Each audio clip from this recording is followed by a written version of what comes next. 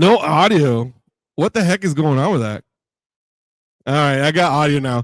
And I went for like through 5 minutes of stuff, 7 minutes of stuff, and nobody heard anything I said. Oh my God, what a world I live in. This is insane. I apologize to my listeners here, but thank you for sticking by. You know, I don't even want to do that anymore. I did all the national things. I'll tell you exactly what it was though.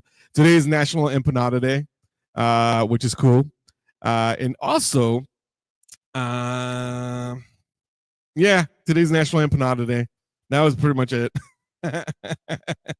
All right. Without further ado, ladies and gentlemen, I want to bring you and introduce you to my first guest. His name is Matt. He has his own podcast, so we're gonna let him tell you about it. But the first and foremost, you guys already know what I do every time I have a new guest. Every time I have somebody here, it is going to be the interview of the week.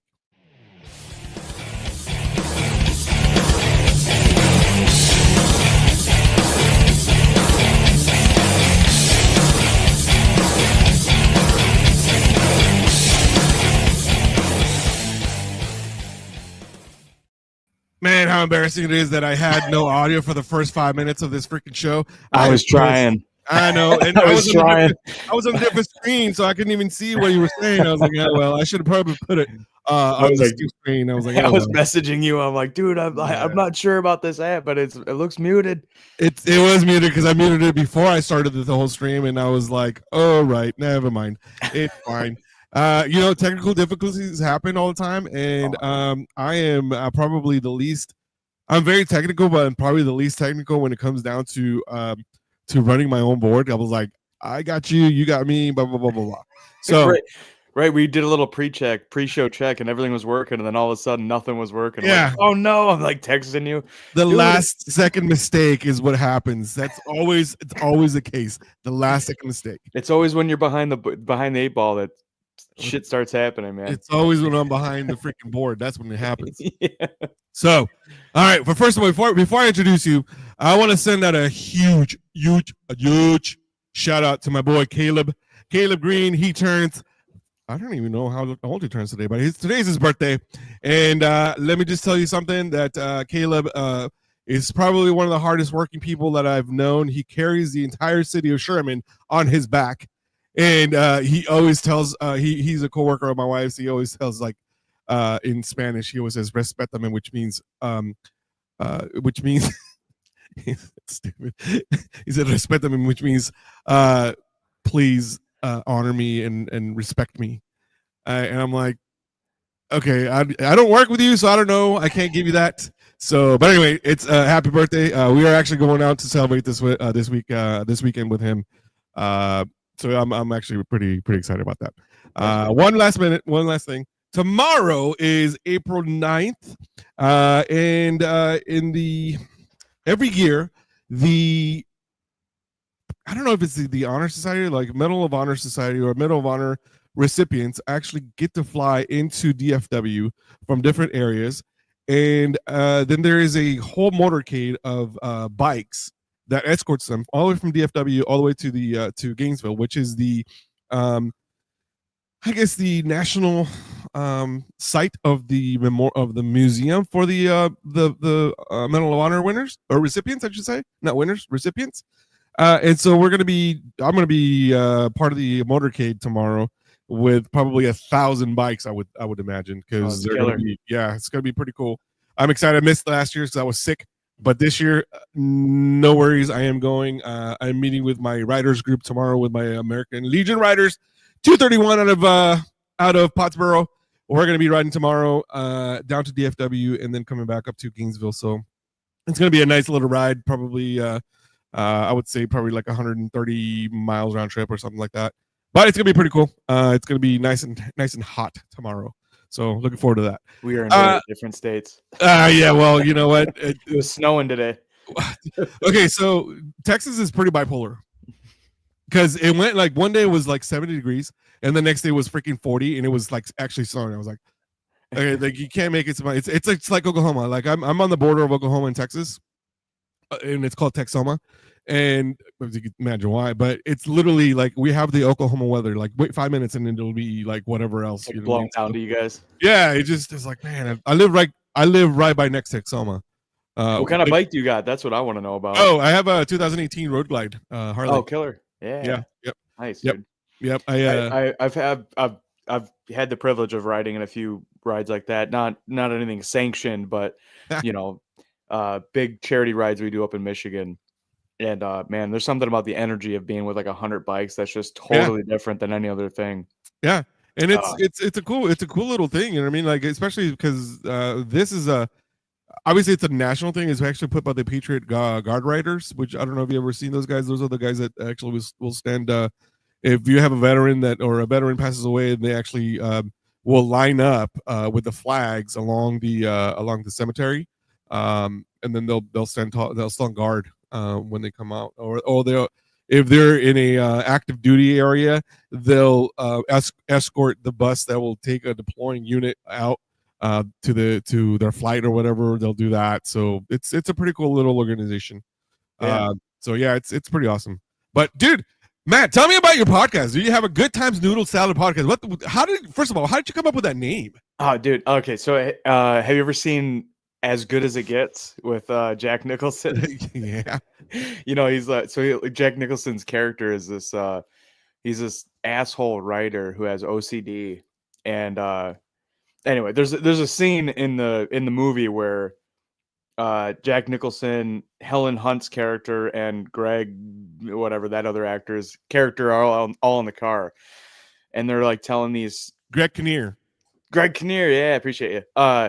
So they're telling these. He's telling these. Greg Kinnear's character is telling this story about his trauma and why he is the way he is, and Jack Nicholson chimes in. And he's like, "You're not mad that you had it so bad. You're mad that so many people had it good. Like some people's lives are just good times and noodle salad, but no one in this car."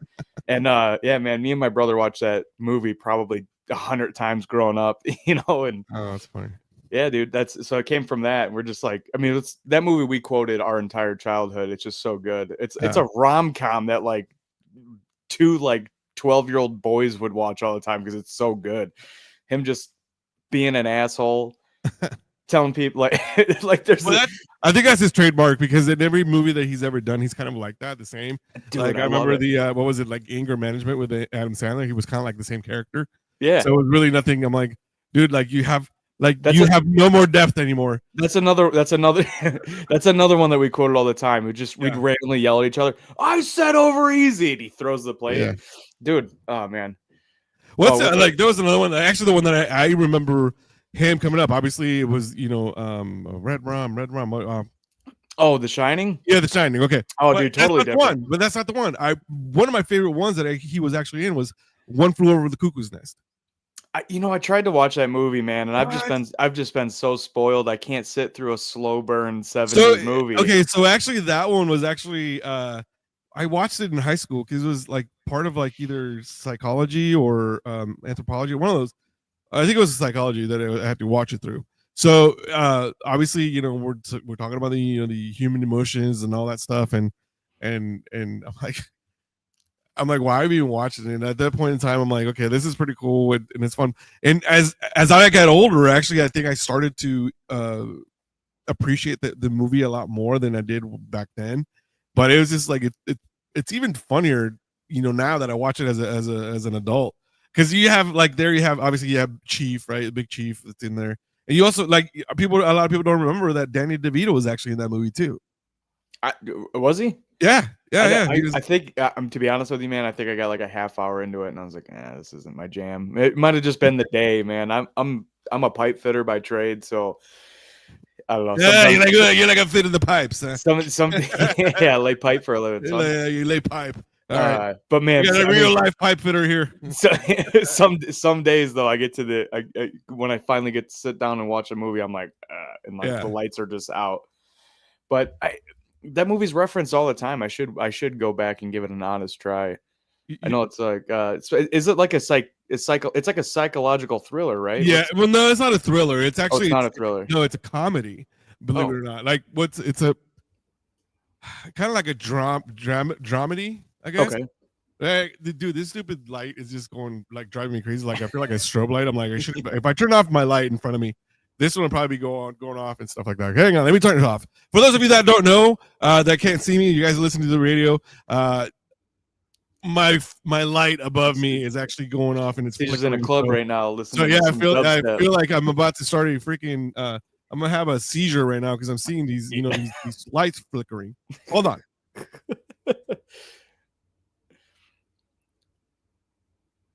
All right, that was enough. I'll just turn it off. Whatever, just move the lighting. All right, for those of you guys listening, thank you guys for listening to the Battle Rhythm podcast. I'm coming through you guys through Voice of the People Radio Television Network, also on Patriot Radio and on Busey Digital. We are being listened to live right now, probably by millions and millions of people. I forgot to tell you this. Voice of the People actually carries about 65 million people.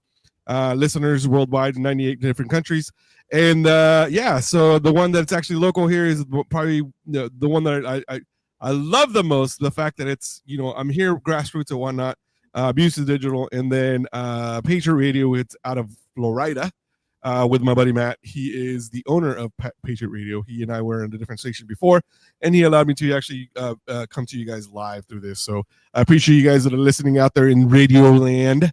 I appreciate you all. So thank you very much. So yeah, by the way, so don't get nervous.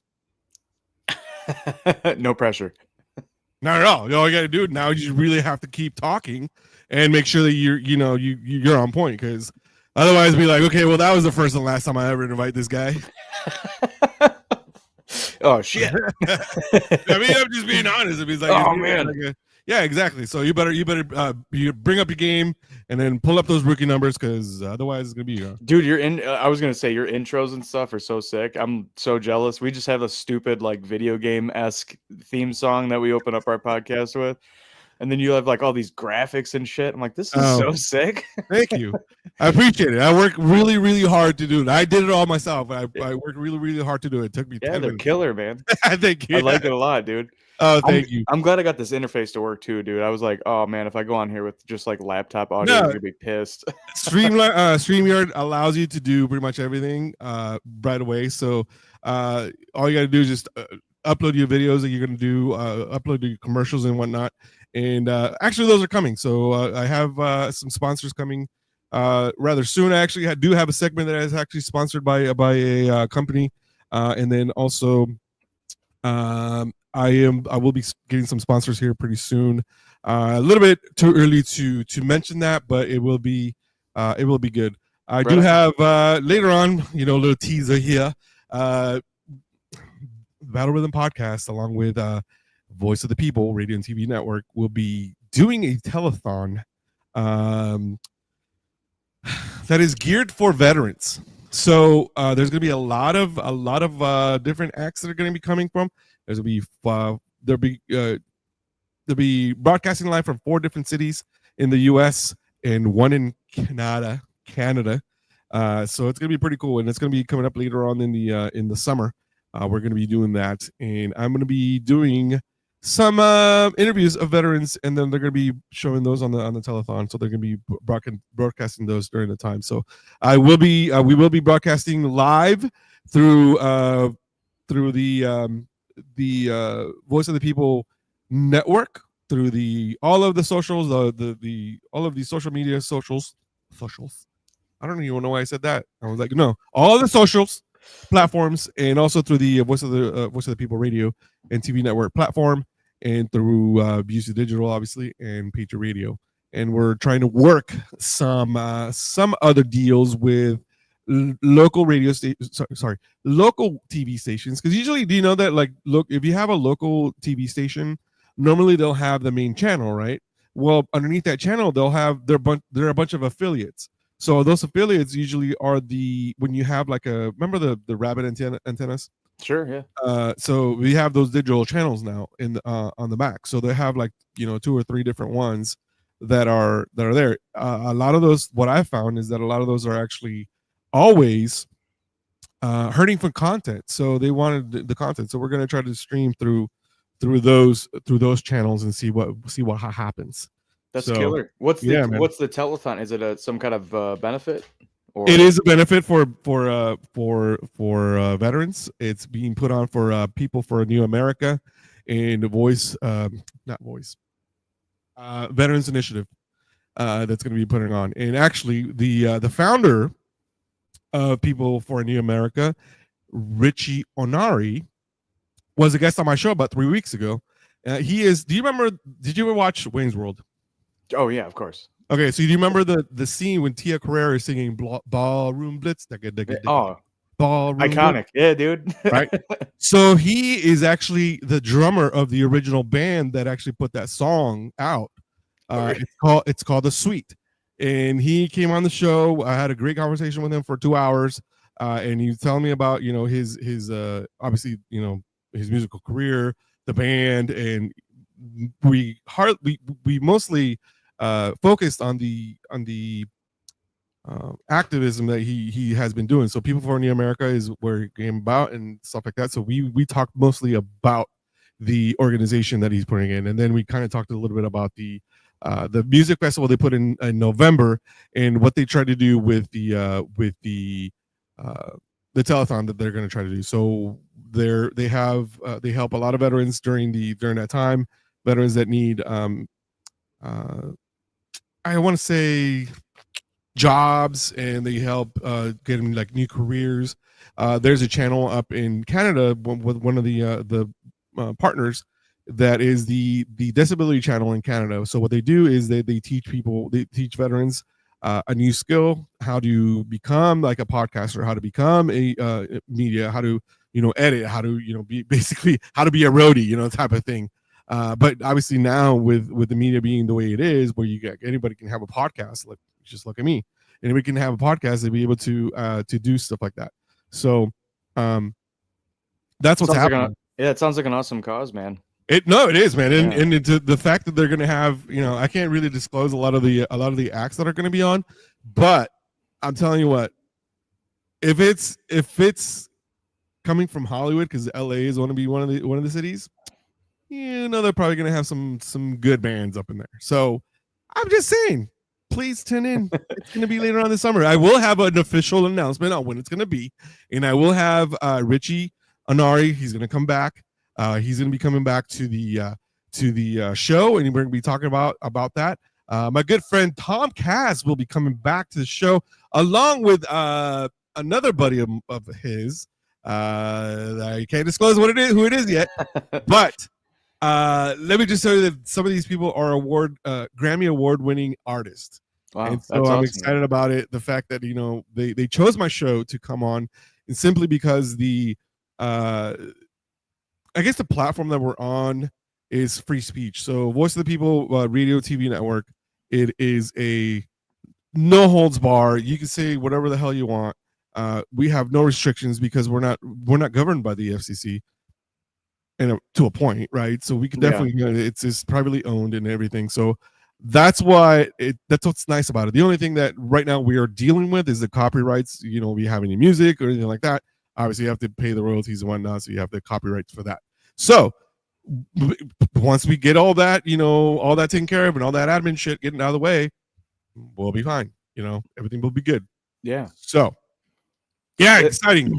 Yeah, that's awesome, man. Yeah, that's killer. I love that you're using your platform for charity and for good, man. A lot of people get a following and don't use it for something like this. So well, that's awesome, man. I think a lot of people what they use, like they start a podcast, and I'm not talking down on anybody getting a podcast, because a lot of people do have a good message, or they have a good intent, but some of the people just do it because they're like, oh, I'm bored. And those are the people that are like, okay, well, you just probably did it just because of this, right? Or some people don't really they haven't found their niche, right? They haven't found the one thing that is going to drive them, right? Yeah. So for me, and I tell this story all the time, this podcast really started with the fact that here in my local area, there was really no. It started more as an informational channel, really, because I started doing some training videos and some representations of what the military was about, like D-Day and Desert Storm, Desert Shield, stuff like that, like informational videos, like historical videos, right? That's how I started.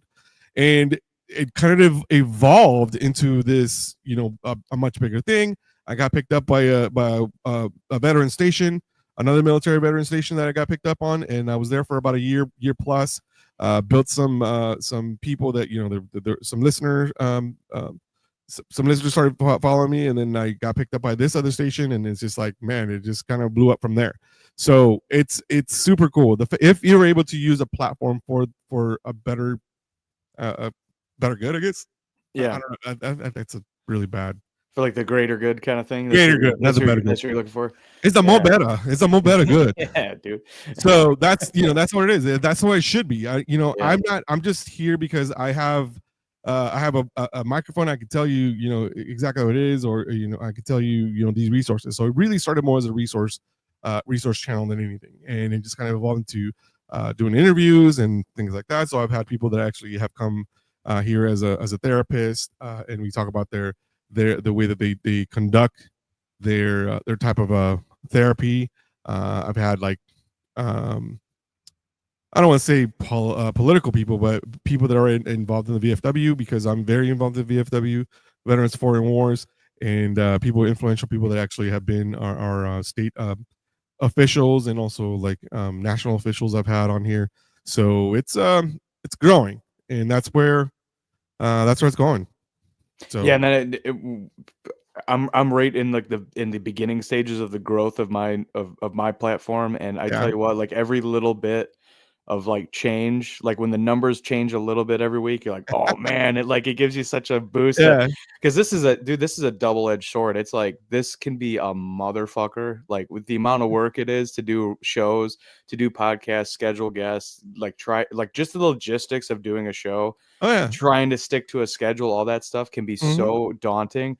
But then all of a sudden you're like, you get like one comment, and it's like, oh, you guys talked about this mental health thing. Yeah. And because of that, now I'm like doing the work, and it's like, all right, let's keep going. Like, so it's energizing, man. Yeah. So I tell you, so on the station, the radio station I was on, my numbers were not like solid. They were great. Like, I tell people now, I was like, hey, look, I went from tens of listeners to millions of listeners overnight, or not millions, but hundreds of thousands. So last week, my show actually ended up getting 750,000 listeners last week. That's crazy. Yeah, it just kind of blew up. Exactly. That's awesome. A lot bigger numbers than I was never expecting. How long have you been at it? I've been a year and a half now, 18 months. Year and a half. Right on. We're about 5 months in right now. Yeah, it's going to take a while. Sometimes you feel like, oh, dude, like when you say a great joke and you're by yourself, you're like, I wonder if it was good. Man, come on! I should have saved that for a better, Yeah, for sure. I started adding like stupid things, like bada bing, or that type of thing, or even something like this. It's like, yeah, that was horrible. So you got the soundboard to like as your co-host. Yeah, it's like, God dang, did I say that right? Nope. That was soup. Nope.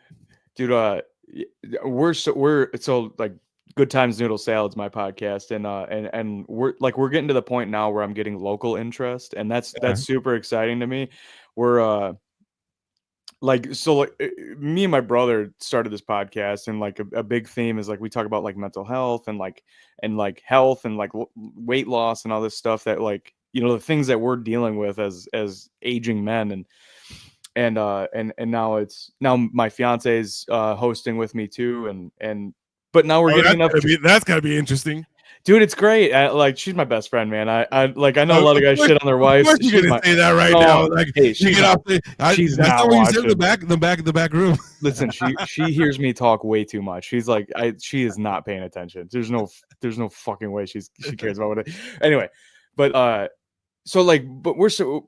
we're the actual downloads for like the show itself they're not anywhere near the numbers that we do on shorts. And in the shorts, we're doing millions of views, which is not on each one, but like total, we're into the millions now, which is fucking killer, dude. Like I would have never thought, but because of the shorts, now we're getting traction. Like, I'm in Michigan, so I'm like trying to get local I'm in talks with a professor from like MSU who's a psychologist who's studying like trauma and whatever. She's gonna come on. I have a local farmer that's like he's been a farmer. He graduated from MSU in 1977, and he's been a farmer in Oakland County since. So like I just have like all these different walks of life who want to sit down and talk to my stupid ass for some reason. So like, and I got a pro skateboarder coming on. Like I got a fitness influencer that's from Michigan. She lost like 100-ish pounds, and she's got a pretty big following now on online. So like I have all these completely different walks of life coming on to talk to us now, and I'm like this is why I want to do it.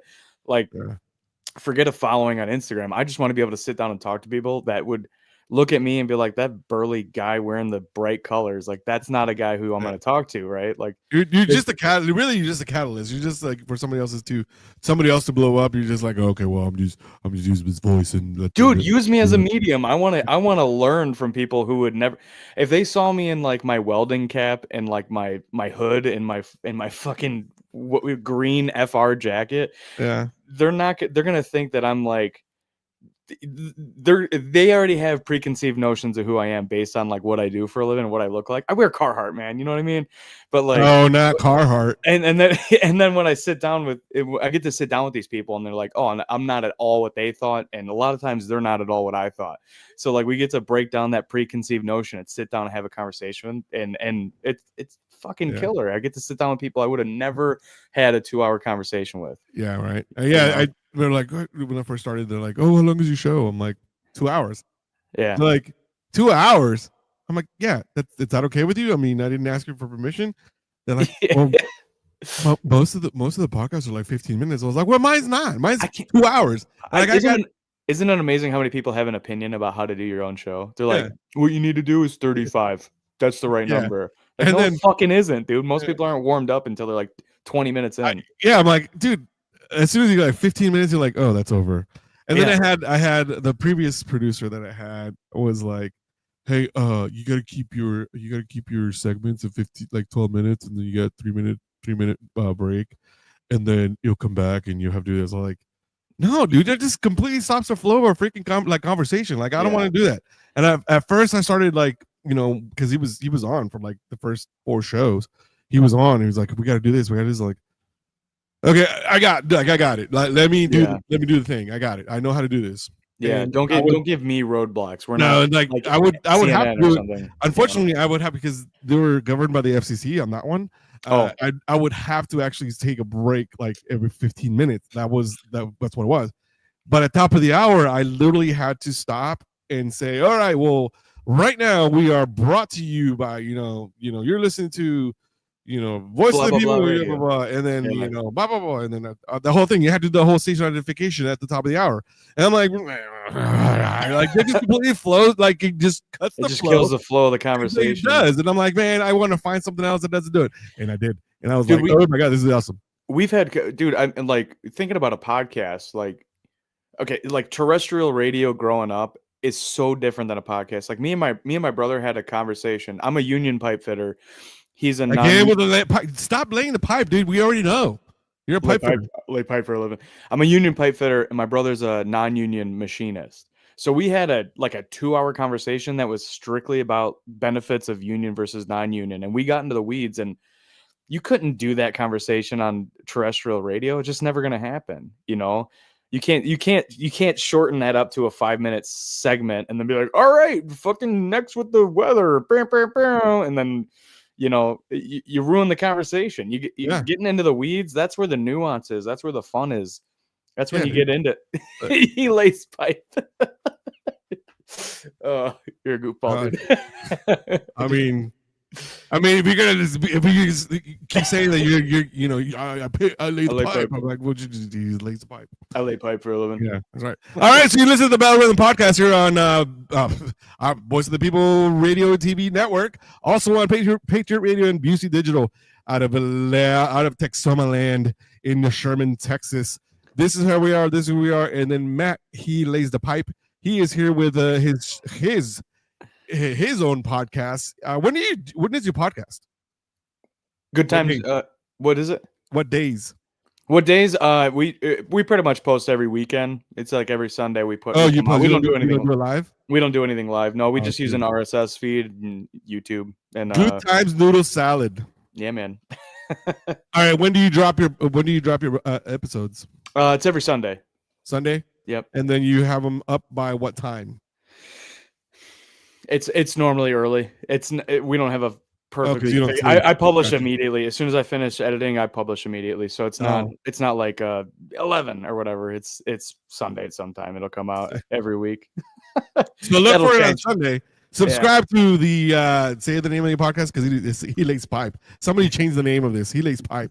It's So- Good Times Noodle Salad, man. There you go. Good Times Noodle Salad. Look for it. Sign up. Subscribe. And what on what platforms are you on? Oh, we're on everything. Yeah, we're on TikTok, YouTube, Instagram, Facebook, and anywhere you get your podcasts, Spotify, Apple Music, Audible, anywhere you get podcasts, just look up Good Times Noodle Salad. You'll find us. There you go. See, you got a free plug there. I appreciate you, man. Yeah, of course, man. I mean, you pay me the $200 later. It's fine. I mean, I'll send you my Zelle. Don't you worry. I'll send you a couple of 636 stickers. That might be all you're getting out of me. yeah. What are you promoting? I don't know, but it's 636. Oh wait, no, that's your union. Fuck That's you, my union. Fuck you, You Southerners, man. You see my bennies, you'd be like, "Well, that fucking union, though." No, it's cool. Fine. Oh, you know what? I forgot.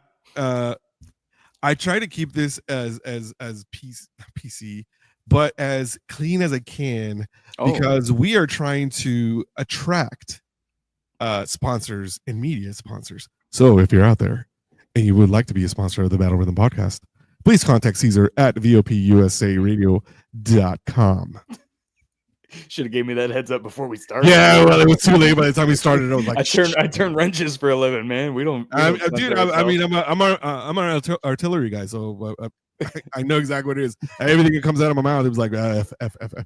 Oh, I try to do it. Yeah. Even Dan, who is Dan Spiriglio, who is the host of the show Politishock on Thursday nights at 9:00 Eastern. Last week he made it 6 hours, the entire show, without actually dropping an F-bomb. But I his haven't wife done that in my life. Yeah, his wife Hollis was like, F. He's all, I just did it for a point, so I can tell everybody that I am capable of doing it. I was like, dude, nobody believes you, bro. I would have to be asleep to hit 6 hours without dropping one. I can't. I didn't realize how much I said it until I listened back to one of my episodes to edit it, and I was like, oh my god. Yeah. It's crazy. It's cool. Yeah, man. All right. But the other person is barely. Hey, can you turn up your mic on your end? Yes, Matt. Can you? Yes. Oh, you. Yeah. My mic is quiet. Yeah. I have Aaron Busey, who is the owner of the Busey Digital. I texted him. I was like, "Hey, can you hear it? Hear it on Busey Digital?" He's like, "I can hear you real good, but the other person is barely there in static." Oh, how's the levels? Oh, that sounds real loud to me. How's that? That sounds a little better for me. Heck yeah! All right, right on. Sounds good. Yeah. He'll let me know. He'll tell me. Yeah. So just want to make sure I'm not clipping. No, you're not clipping. If it does, it buffers it. So we're done. Okay, cool. There's a gate that right on. That's a gate that will stop it. Sweet. So, yeah, man. So you said you were in you did artillery. I was. Yeah. You were a gunner. No, I was artillery radar. I was a radar guy. Right on. Yeah. The people are like, oh, it's funny how many people assume that that happens. They're like, oh, you're artillery. Oh yeah. Oh, dude, you were gun money. I was like, nope.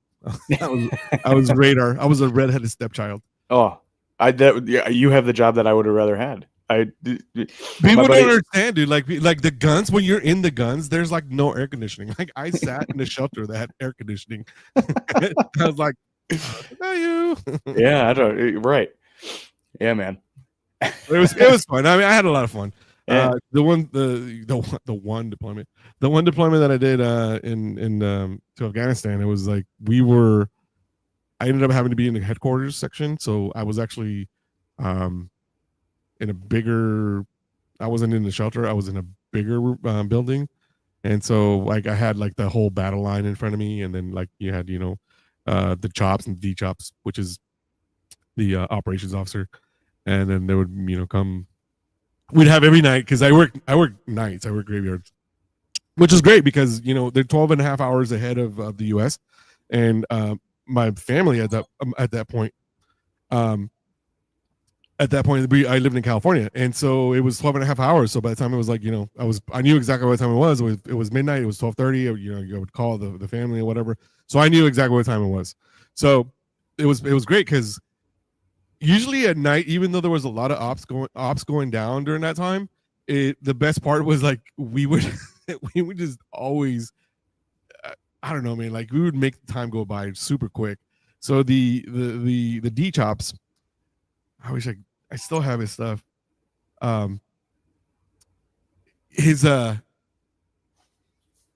Sorry, I got a text. I'm like, all of a sudden, they're giving me. Anyway, we would always have like stupid things. We would do like trivia night every night, and he's like, "Hey, Sergeant Science, what do you do?" I was like, "I don't know, sir, but like we would just do a trivia." So I would always he would always come to me and be like, "Hey, I need you to find the questions to some questions, and we'll ask the trivia, and then we'll have the game." And I'm like, "All right, well, what are we winning?" They're like, "Well, I'll buy you this tomorrow." I'm like, "Okay, cool." Obviously, there was no alcohol there, but you'd have like your near beer that we'd have because they would fly it in from Germany, so we'd have the near beer, which is still pretty damn good, probably better than the real beer sometimes, especially American beer. So they would bring it in, and so like he would tell me, he was like, "All right, I was like, all right, I need you to get like give me a thing. All right. So who was the very first video ever be played on MTV?" And they're like, "Oh, do you know who it is?" No idea. No. You don't know who it is? The first, so, I might know the last one. The very first video to ever be played on MTV. Thriller. No, that was 1985. And then the first video was in 1981. Oh, so it was radio. Video Killed the Radio Star by the Buggles. No kidding. Which was actually covered again by the presidents of the United States. Yeah. Back in, I don't know, 97, 98 or something like that. So this is what you guys would do to kill the time. Yeah, we would. The time. You just like shooting each other with like Snapple caps. So you're just like reading random shit all day. Like, no, man, I would do my research. I mean, we weren't like archaic, dude. We had Google at this point. No, I know. I'm just kidding, but dude, I tell you what, man. That I feel like that. Listen, so first of all, I was not in the military.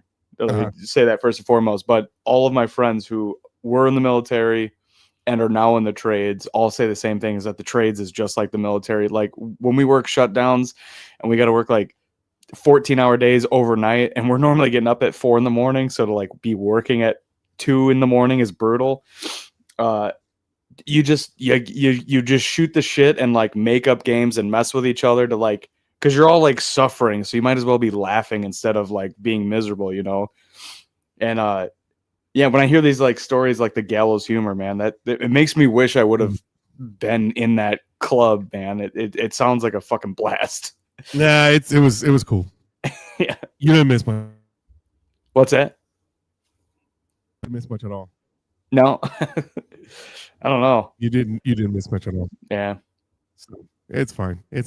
We'll get through it. My dad was in the military. My brother was actually born out in Wiesbaden on base, and he tells stories about you brought up that German beer, and it sparked a memory in me. They had this local delivery guy that delivered all the beer to the base, and they used to trade peanut butter for Nutella. So I guess Nutella was more common than peanut butter. I don't know.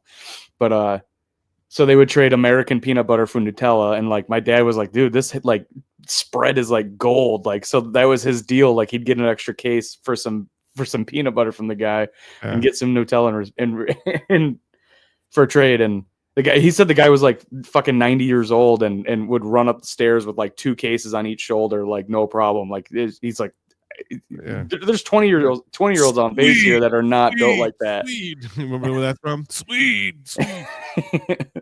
Yeah. All right. Well, that's cool. No, yeah, it was definitely a lot of stories that were, that may not have happened.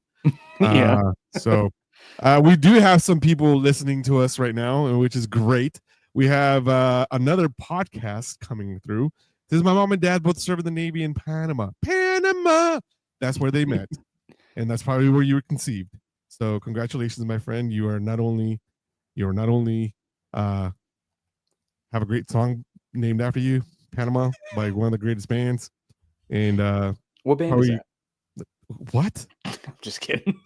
First of all, it's oh shit! What is it? David Lee Roth Van Halen. Because there's three Van Halens. There's David Lee Roth. Yeah, there's three. Yeah. Three frontmen. Yeah. Roth, David Lee Roth, and then Sammy Hagar, and then the dude from freaking Extreme, Gary something. I can't remember his last name, but it's Extreme. Like more than words. That's the only song I know by Extreme. Yeah. That's the only song they made. It has to be. It's gonna be the only one. Posted in podcasters group. Thought I'd tune in. Well, thanks for tuning in, man. I'm glad you did. I did have a last minute cancellation for a guest, and I have ventured done it alone. But like I said, sometimes when I do tell a joke, it comes out like this. Wah, wah. Yeah. Oh, you missed the board. No, I didn't. Oh. Well, now you posted on that page, and now you're suffering through an interview with me. No, it's not suffering at all. At least you're bringing something to the table. And as you can see, people out there in Radio Land, they don't see this, but he's like drinking away, chugging away. He's probably drinking vodka or something. Dude, I'm having a good old time over here. Yeah, I'm sure. All right, Wild Dogs USA 1 says greetings. I said, well, okay, and he was in the Navy, so I'm pretty sure he's got a lot of salty stories. And then the Boiling Point podcast does say that he was probably, or I'm not assuming, but I was probably conceived in Panama. I mean, chances are. Chances are. All right, so let me tell you this. Again, I don't know if Caleb heard me because I've been asking him several times whether he's listening or not.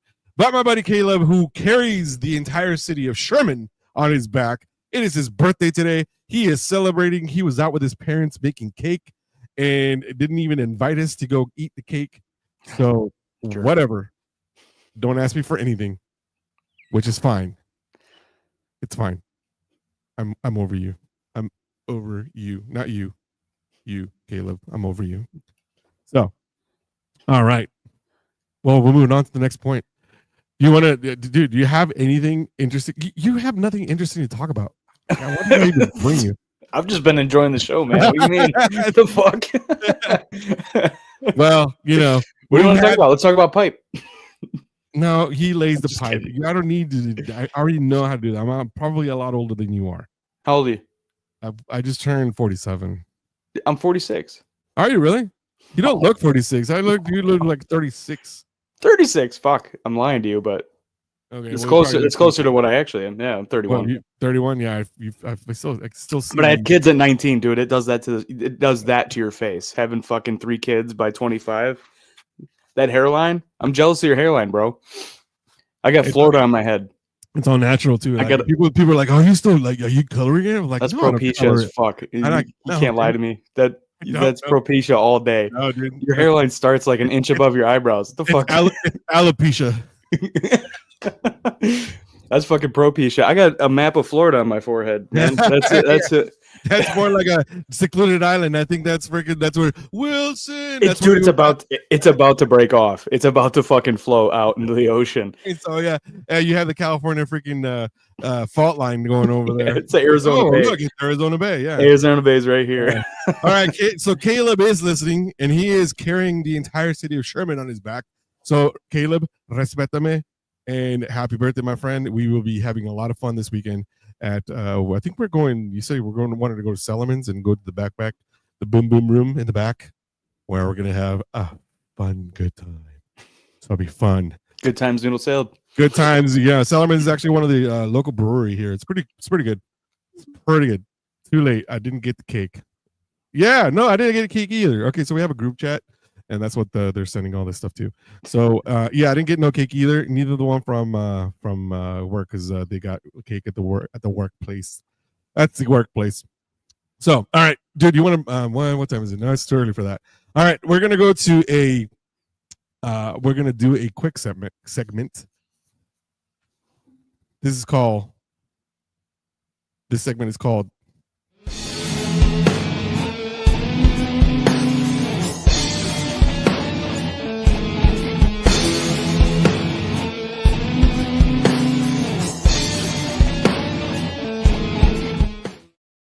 This segment is called Whiskey Tango Foxtrot. If you know, you know. Whiskey Tango Foxtrot. Most people know that, but a lot of people don't. So it's What the French Toast. All right. So on my weekly What the French Toast, it's really like a bunch of randomness that I do, right? I don't know what it is that sometimes I do stupid stuff. I mean, this whole show is just a bunch of stupid stuff. I'm a fan. I've been having a good old time. Well, I'm glad you are. Like, I should have came earlier. I'm like, no, motherfucker, you were here at 7:55. I got you in at 8:10. Be glad. So, if anybody out there in the podcast land that wants to come on, I do take guests every once in a while by from people that I randomly chosen, and Matt was the chosen one today. So that is my Whiskey Tango Foxtrot day for the day. So Wild Dog USA, thank you. LOL. I think we are laughing pretty hard here. Yeah, exactly. Whiskey Tango Foxtrot. So for those people that are listening to the radio, we're posting up the comments that people are putting up on our social media, and it's pretty fun. So see, that's another thing. I don't know if you have it on your when you do your screen. See, that's the great thing about doing it live, that you can actually put things like this. And normally I have a phone line connected to this, but not today. I don't feel like taking calls today. I don't feel like being a therapist today.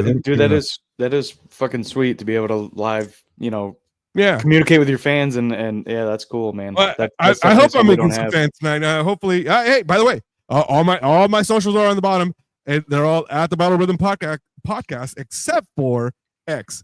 X isn't allowed to be that long, but at X is Battle Rhythm Pod. So that is the handle for X, but everything else is at the Battle Rhythm Podcast. So give us a follow. Give me a follow. You'd love it. Like I said, later on during the summer, we're going to be launching our new platform. It's going to be super awesome. They're doing right now. The only show that is actually on the Voice of the People radio TV network is PolitiShock. That's actually doing the new platform that's actually going to be coming out here soon, and we're doing all the beta testing and all the soft launch, and so he's the only one doing it right now. But soon enough, I will be on the same platform, which is going to be super cool, because it's going to be cool. It's going to be a lot more, and it's going to be definitely worth your time. So we're going to be coming to your home live and in studio. So what it is, but yeah, that's all I got to say. All right, well, thanks for the show. I still got another. What's the segment? The WTF is just having a guest. Yeah, normally like the WTF like segment is like something that's weird that has happened. I got a WTF that I'll tell you. Yeah, go ahead, man. I keep talking about laying pipe. All right, so before I got in the this is Matt from Michigan. He lays the pipe. Go ahead. I lay the pipe. Good Times Noodle Salad podcast. Okay, so before I got in the trade, I'm a pipe fitter. There's two halves of my union. There's the HVAC guys, and then there's the construction guys. So I'm a construction guy. Before I got in the trade, I was working with a reefer, they call him, refrigeration guy. And I have a work order. I was doing apartment maintenance. I have a work order for a boiler making noise, whatever. It's beyond my knowledge. I call the reefer out. I go, hey man, I need your help. Can you come out to this unit? Blah blah blah. Yeah, he goes there. I need to order parts, but the lady wants you to be with me next time. So he goes there once without me, and now the second time we're going there. Now that he got the parts in from whatever place he ordered them from, the second time we're going together. So we walk in and he goes, dude, look at this. And he's got a picture of the girl's nightstand, and there is a 2-foot long appendage. Bob. We'll call him Bob. A 2-foot long thingamajig on the nightstand. And so he took a picture of it. I'm like, oh my God, that's crazy, whatever. The lady gets home and she's got these 2 little yapper dogs. And we're working and she's like, oh, hey guys, thank you so much for doing what you're doing, blah, blah, blah. And the reefer goes, oh my God, what kind of dogs are these? And she says, oh, they're whatevers. And whatever kind of dog they were. He's like, could you pick them up so I could take a picture? My daughter's in veterinary school and she loves these dogs. I can never find them. And she's like, yeah, sure. So she picks up the dogs and he takes a picture of her. He's like, oh, I can't wait to show my daughter, And she's like, okay, thank you so much. All right, I'm gonna leave, but you guys lock up on your way out. No problem. So we get back to Rencha and doing whatever we're doing. And I go, so your daughter's in veterinary school? And he goes, I don't have a daughter. I'm like, you don't have a daughter? He's like, no, I just wanted a picture of the chick that had the 2-foot thing on her nightstand. Oh, wow. I'm like, oh my God, you're playing chess, dude. Wow. That convinced me to get into the trade right there. I'm like, this is the kind of idiot I want to work around. Like, this is awesome. Jesus. All right. And with that, I mean, we just lost like 6 listeners. God dang. All right. Yeah, well, yeah. It is what it is. No, that's pretty good. I mean, playing in a school, it's 10 o'clock at night. You never would have thought it, you know what I mean? Like, who would have thought? Who would have thunk? Oh man. Yeah, it's crazy. It's cool. All right. So we are at that time of the day at the top of the hour that we are going to do this. We are going to take a little break. I am going to play a little video that I do have to go and get a refill of the beverage kind. So if you're listening out there, you are listening to the Battle Rhythm Podcast here on Voice of the People Radio TV Network, also on Patriot Radio and on Busey Digital. We will be back in a few minutes. We got Matt, and he lays the pipe from the something noodle. Good Times Noodle Salad. There you go. Good Times Noodle Salad podcast that comes out, and he drops it. He drops it just like he lays the pipe every Sunday. Every Sunday, sometime. So subscribe to his podcast. It's going to be on. It's going to be cool. And like I said, I am the Battle Rhythm Podcast. I will be back in a few minutes. Please enjoy this little called the Tootsie Roll Man. As he approaches his 96th birthday, Jim Hahn still remembers intimate details about his time serving as a Marine in World War II, the Korean War, and the Vietnam War. And he also remembers how it all started. Mother wasn't going to sign. I told her, I said, if you don't sign this, I'll lie about my age. And she signed. He was inspired to enlist when walking down the street at 16 years old. He tells K10 he saw some people messing with a Marine and his girlfriend. They was doing anything they could try to make him mad. He told his girlfriend there to go down and wait for him at the red light at the end of the street there. He turned around and whipped all 4 of those guys. A year later, he was off to San Diego for basic training. Hahn joined the occupation force in both China and Japan during World War II, which marks the only time in the history of Japan that it has been occupied by a foreign power. A bitter time these days, though. Gunnery Sergeant Hahn holds tight to the sweeter moments. It's going into Japan, there, into town. I seen all these little kids running around there, and they looked like they was hungry and everything else. So I started in getting candy from our PX and taking it in there and giving it to the little kids. It got to where whenever I'd come inside the city limits, man, here come all these kids. What he didn't realize at the time, candy would one day become his lifeline. In November of 1950, just a few months after the Korean War began, 8,000 fighters, mostly Marines, were trapped in the Chonjin Reservoir, surrounded by 120,000 Chinese soldiers. And you guessed it, Sergeant Hahn was one of those Marines. If somebody told me this, I'd have thought of him as being a liar, because I did not think that it would get 90 degrees below zero. I seen guys walking along, and all of a sudden I could stop walking, and then it's dead. They'd freeze to death while they was walking. Freezing, barely hanging on to life. The Marines called for ammunition using their code word, Tootsie Roll. I never will forget that. They got on the radio there and talking to them, said, send us some Tootsie Rolls. And they was talking about ammunition, a certain type of ammunition. Well, the soldier on the other end of that radio took the message literally, and they dropped into the reservoir Tootsie Rolls. Here's this 3 planes there coming out with these parachutes coming down there with Tootsie Rolls. It's supposed to be ammunition, but it's Tootsie Rolls. But if it hadn't been for them, a lot of us, including me, would probably starve to death. Those little chocolate candies were the fuel that sustained the troops. All other provisions were frozen, so they survived on the chocolate. It seemed impossible that they was there for any other reason than to save my life. I thank God many times for the fact that I lived through all of it, didn't lose any arms or legs or anything that way. I sat in this foxhole, and people all around me freezing, and some reason or other I didn't. He says all he thought about was his next breath and how he would use it. I don't know, I still think about it sometimes. I know that God saved me from it. Try to thank God 3 or 4 or 5 times a day about that. Decades later, Sergeant Hahn literally holds on to that memory with a bucket of Tootsie Rolls made specifically for him with American flags after the company heard his story. Those Marines that made it out are now revered as the heroes of the Frozen Chosen. But this one calls Texoma home, and he chooses to spend his time right here in the Sherman VFW. I feel like they're brothers. This, to me, is part of the military. As this veteran reflects on a life of service most would never know, Hahn would do every second of it again. The few, the proud, the Marines.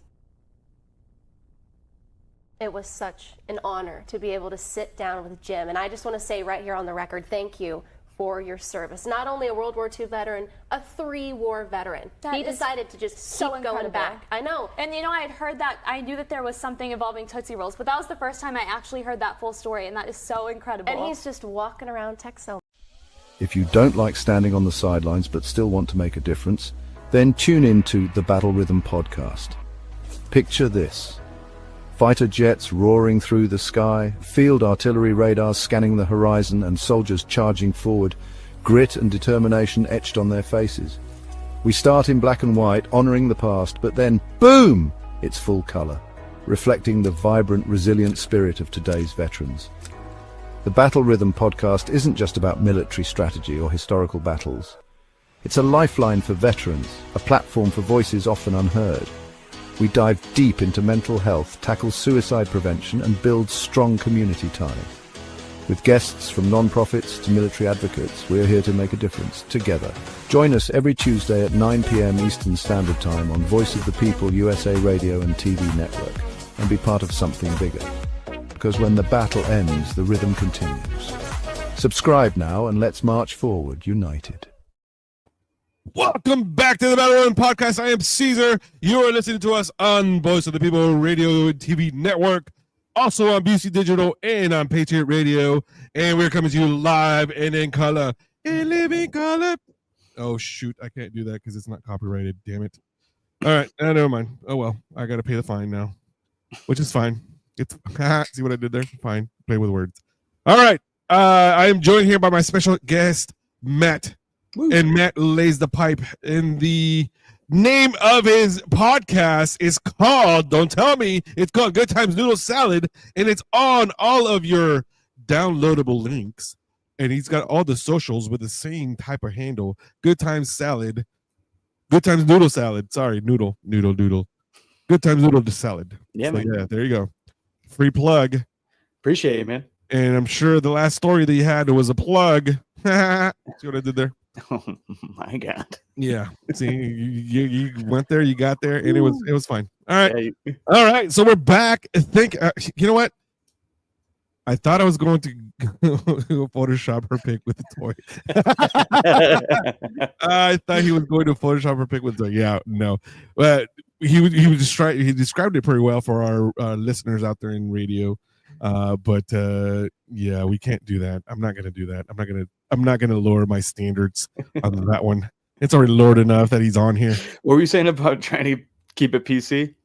Yeah, this is the first and last time. We'll enjoy your time that you're here. Oh, jeez. Did I say that out loud? Did I say that out loud? Let me go through that Rolodex of like what. Hold on a minute. Hold on a minute. Can I tell?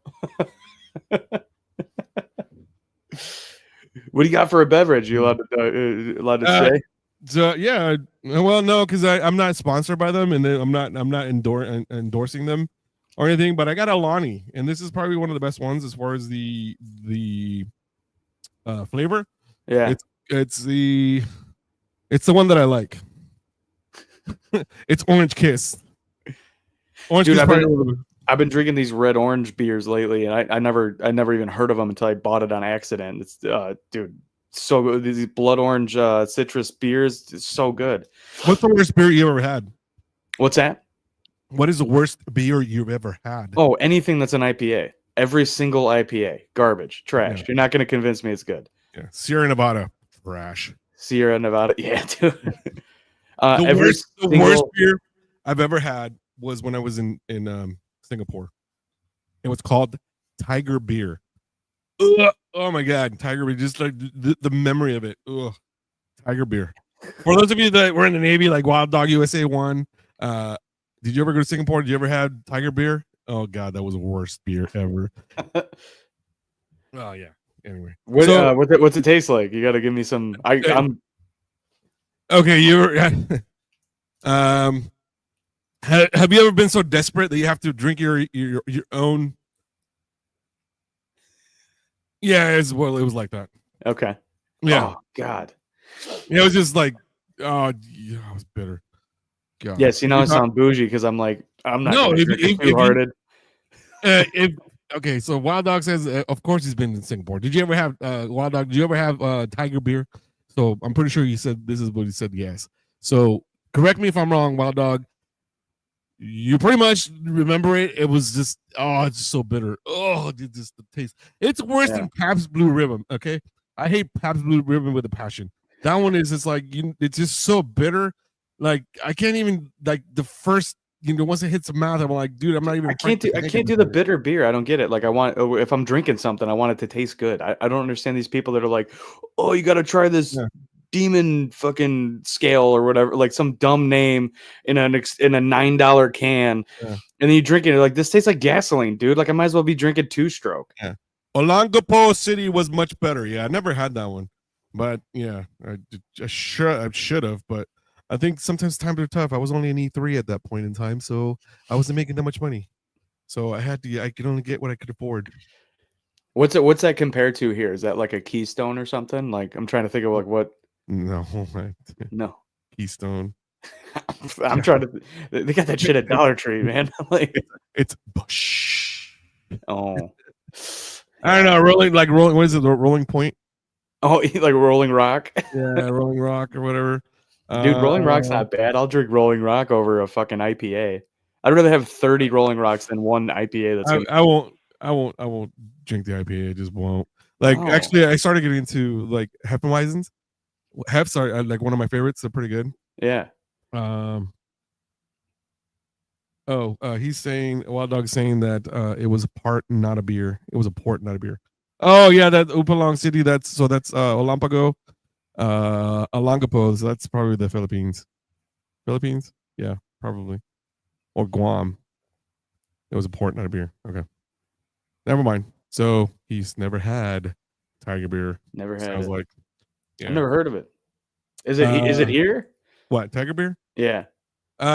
What do you have like major chains of like places that you can go to get drinks? Like yeah.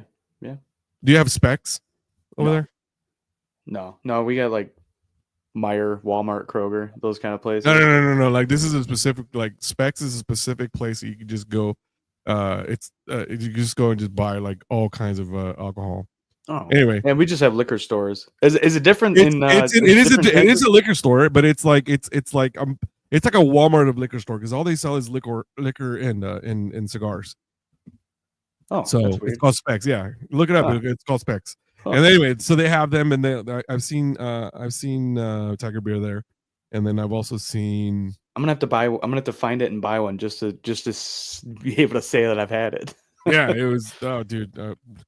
Why have we been talking about beer right now? Like, why have we been talking about Tiger Beer? Like, I'd rather talk about something different. Because I just thought of it. You getting the taste in your mouth. Yeah, it's like, God dang it! Like, That's how I feel every time someone tries to convince me an IPA is going to be good, and then I take a sip of it, and I'm like, no, it tastes like shit, just like every other IPA. yeah. I don't get it. I don't get the people that are like, Although I've had and I don't understand like the whole double IPA. Like, I guess it's double filtered. I don't get it. It still tastes the same. yeah, But I've actually, people are like, "Oh, you're so bougie, Caesar. Like you like to go to breweries." Yeah, I like to go breweries. You mean like I don't need to be drinking the same thing all the time. Like I had a buddy of mine. He's like, "Oh, my grandpa drank Budweiser, and so I drink Budweiser." I was like, "Okay, you obviously you've never lived or you never left anywhere, and you've probably never seen anything." Like for me, I like to taste different things, right? Because there's obviously if you go to like Germany, the alcohol, the BAC is going to be way different, or much higher concentration of it, and it's going to be like way better. You know what I mean? So they're like, "Oh no, I don't want to try anything else." I was like, "Dude, you're missing out on the hefts. You're missing out on like the on like the stouts." And I'm not saying like super stout, you know what I mean? Because I don't like Guinness. That's way too stouty for me. Like Guinness is just like way too much. But I will drink a good snake bite. You ever had those? dude, snake bite's delicious. Yeah, dude. Right. So like it just a combination of like you have just enough Guinness, and then you have just enough of the cider or whatever they put. Yeah.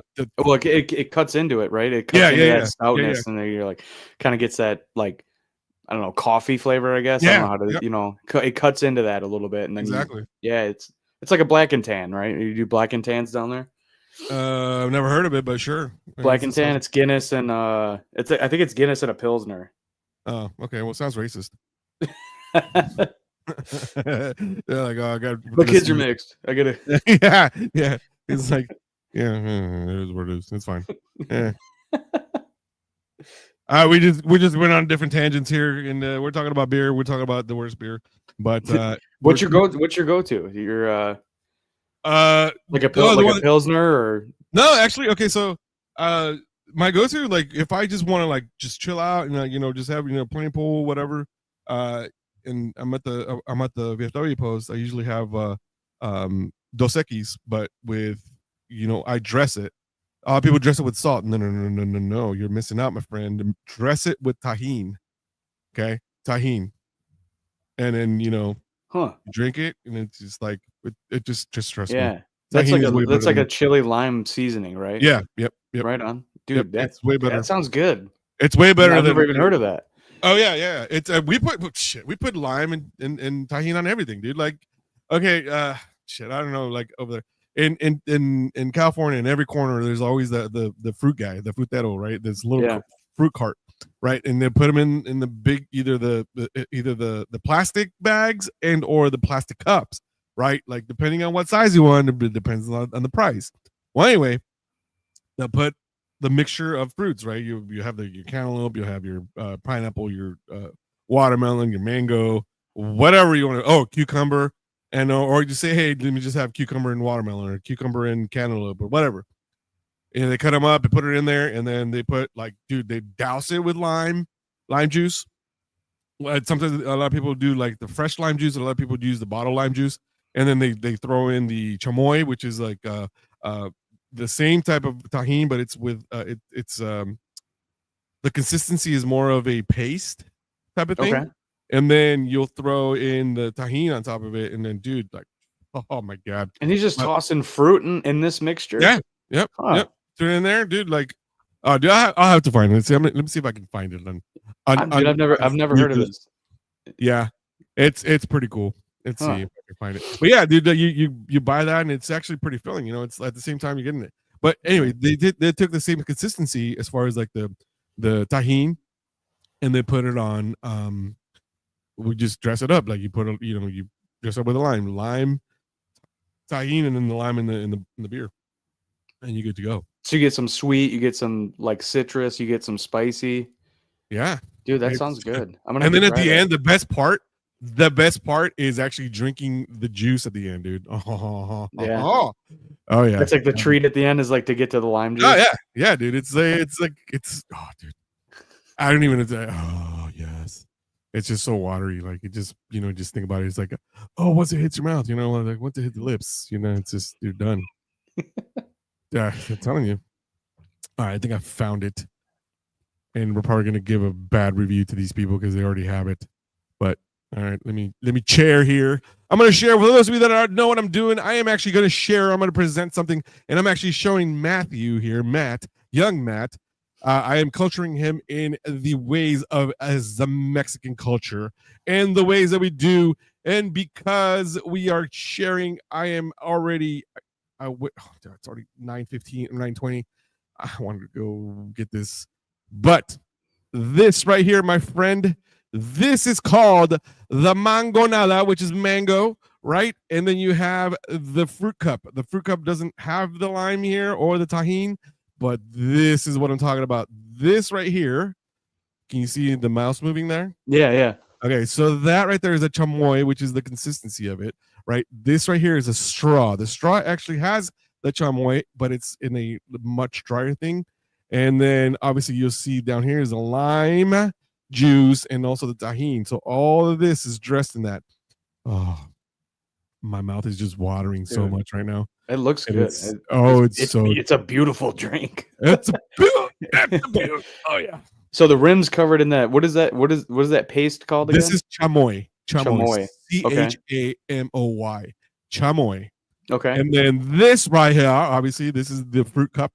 Everybody knows the fruit cup. Because you see these fruit cups, you see these in Buc-ee's or any gas station that has those things, right? Yeah. You'll see those.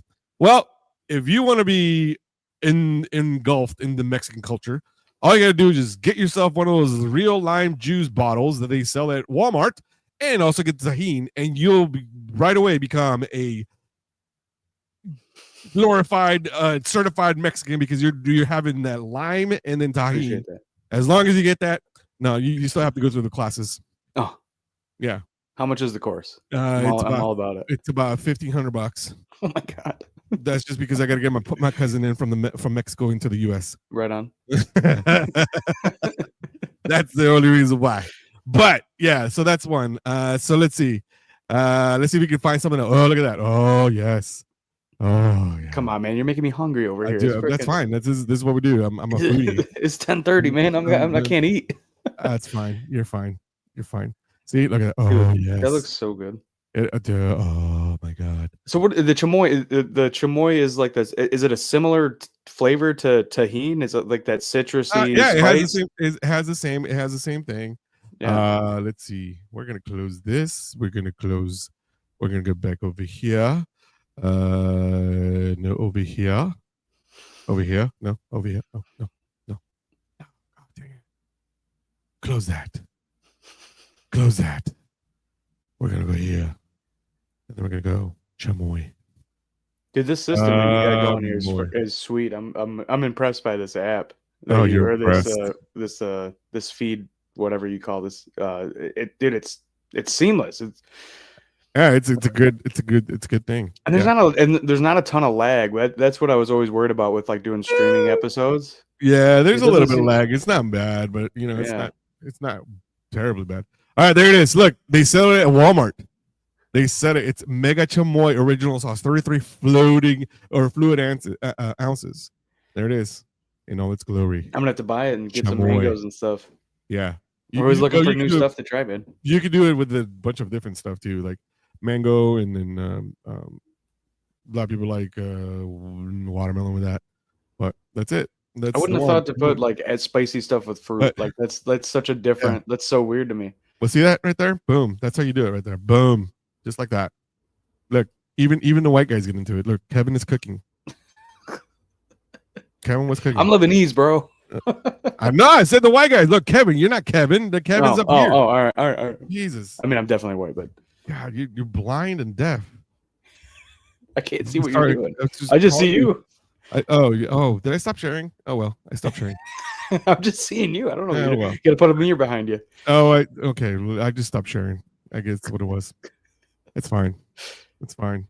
We're Oh, fine. man. I'm You burning. guys have Arabic food down there in Texas? I'm sure they do. You ever had it? I've I lived in Syria for a year, and I had chicken shawarma, and I was like, I'm a chicken shawarma out because it was like pretty much ever had every day. Oh, Like, I could eat shawarma every day. Yeah, no, it was no. The one thing that I really like is I actually made very, very good friends with the interpreters when I was there, and actually, funny story, since we're telling stories anyway. So I walked I got there, and didn't know anybody. I knew the guy that I was replacing. That was it, and he was like, "Hey, you saw me. We go over here. This is what time they open a restaurant because there was only one restaurant for about 300 people that were there. So we get there, and he's like, all right, so we're gonna go drink some chai, some chai tea, and then we're gonna go have smoke some hookah. I was like, all right, cool. Like that was like our thing every day, smoke hookah and drink tea, green tea. So I get there, and as soon as you walk into the restaurant, the kitchen or the place where you actually put the orders in for food was like literally as soon as you walked into the left. But then straight ahead was where they had the hookah stations, like where they put the breaks and everything, and they would make it, and that's also where they would make the teas. Well, right in front of that was the table that was always said reserved. I'm like, what the hell is always said reserved? Like that's the best table. Well, come to find out, that table was for all of the interpreters. Well, all the interpreters there, like they would, they spoke Arabic in I think it was Pashto or Farsi.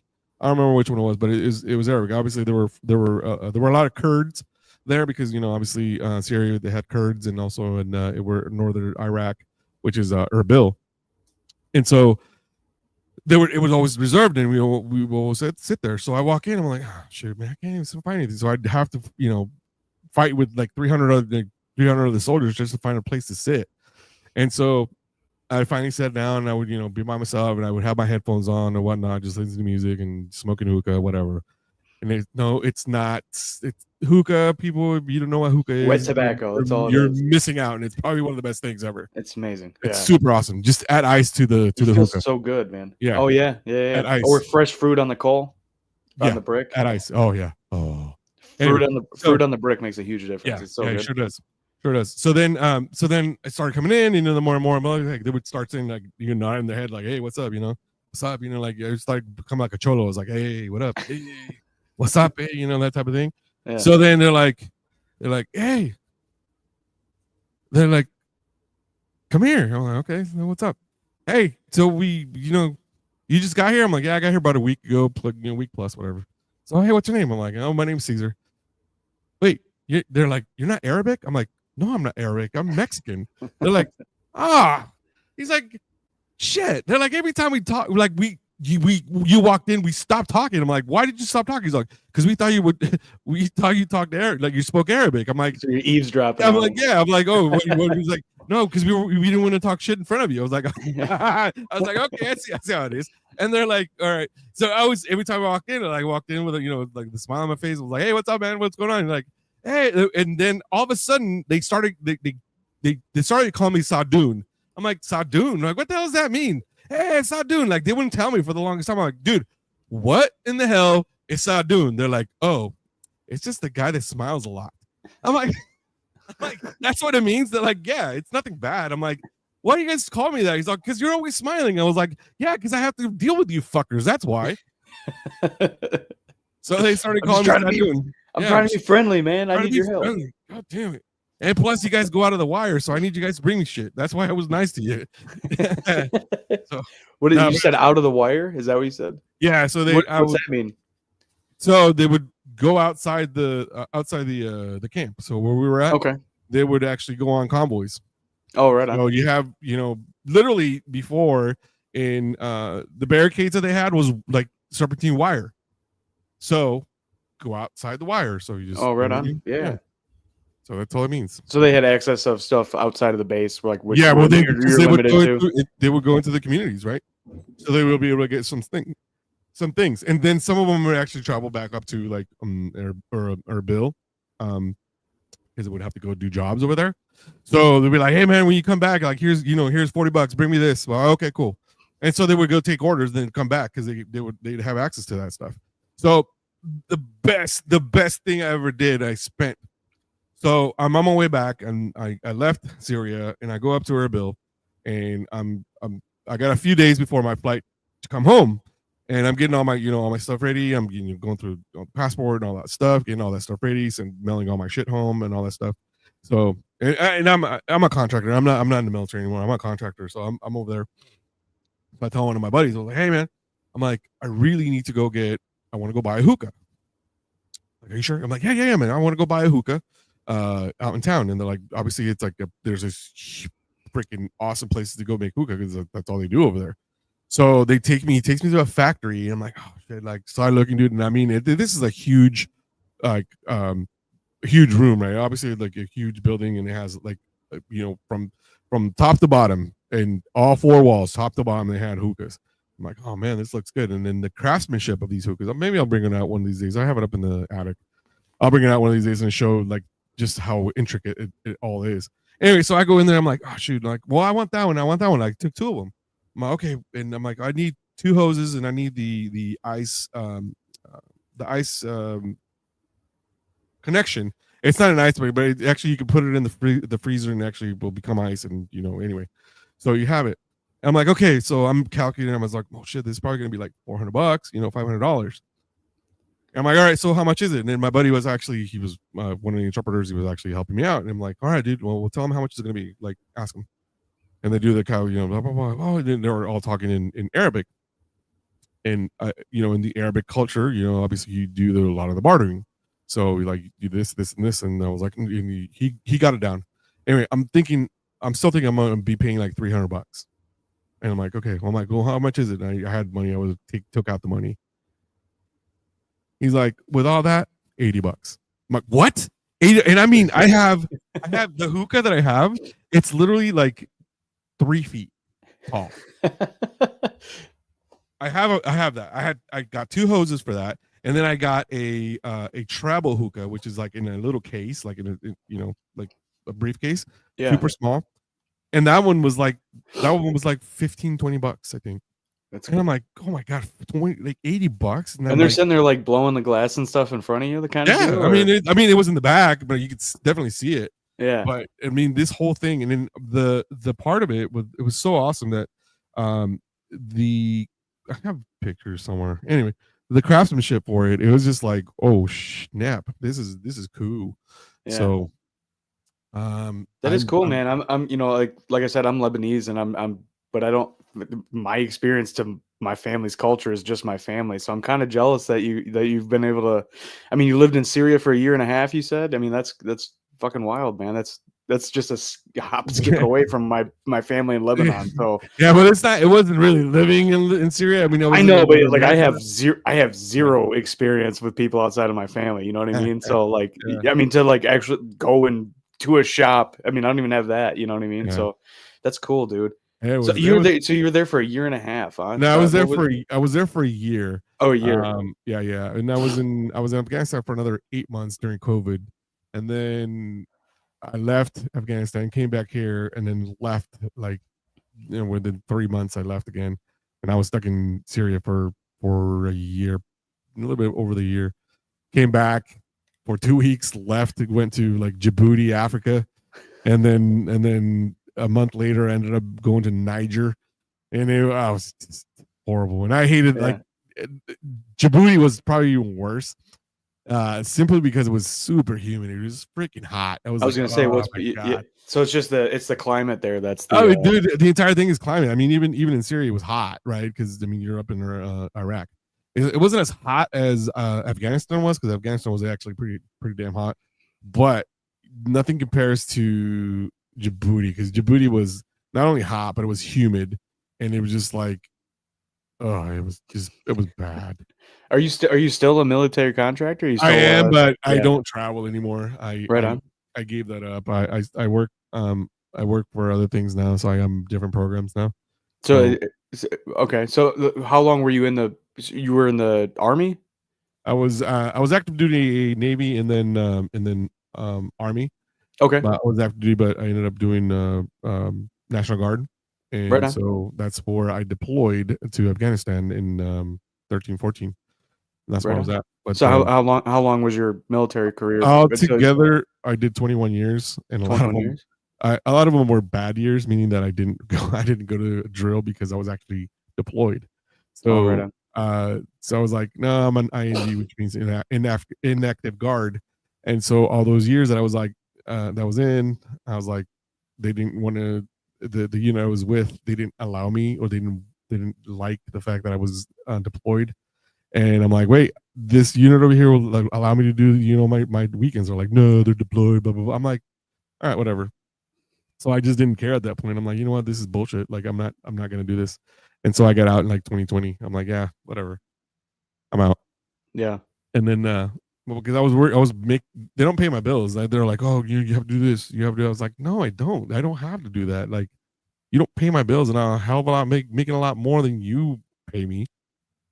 Because for like a weekend, I was making like, I don't know, like $1,500 for the weekend. And I'm like, I make $1,500 in a day.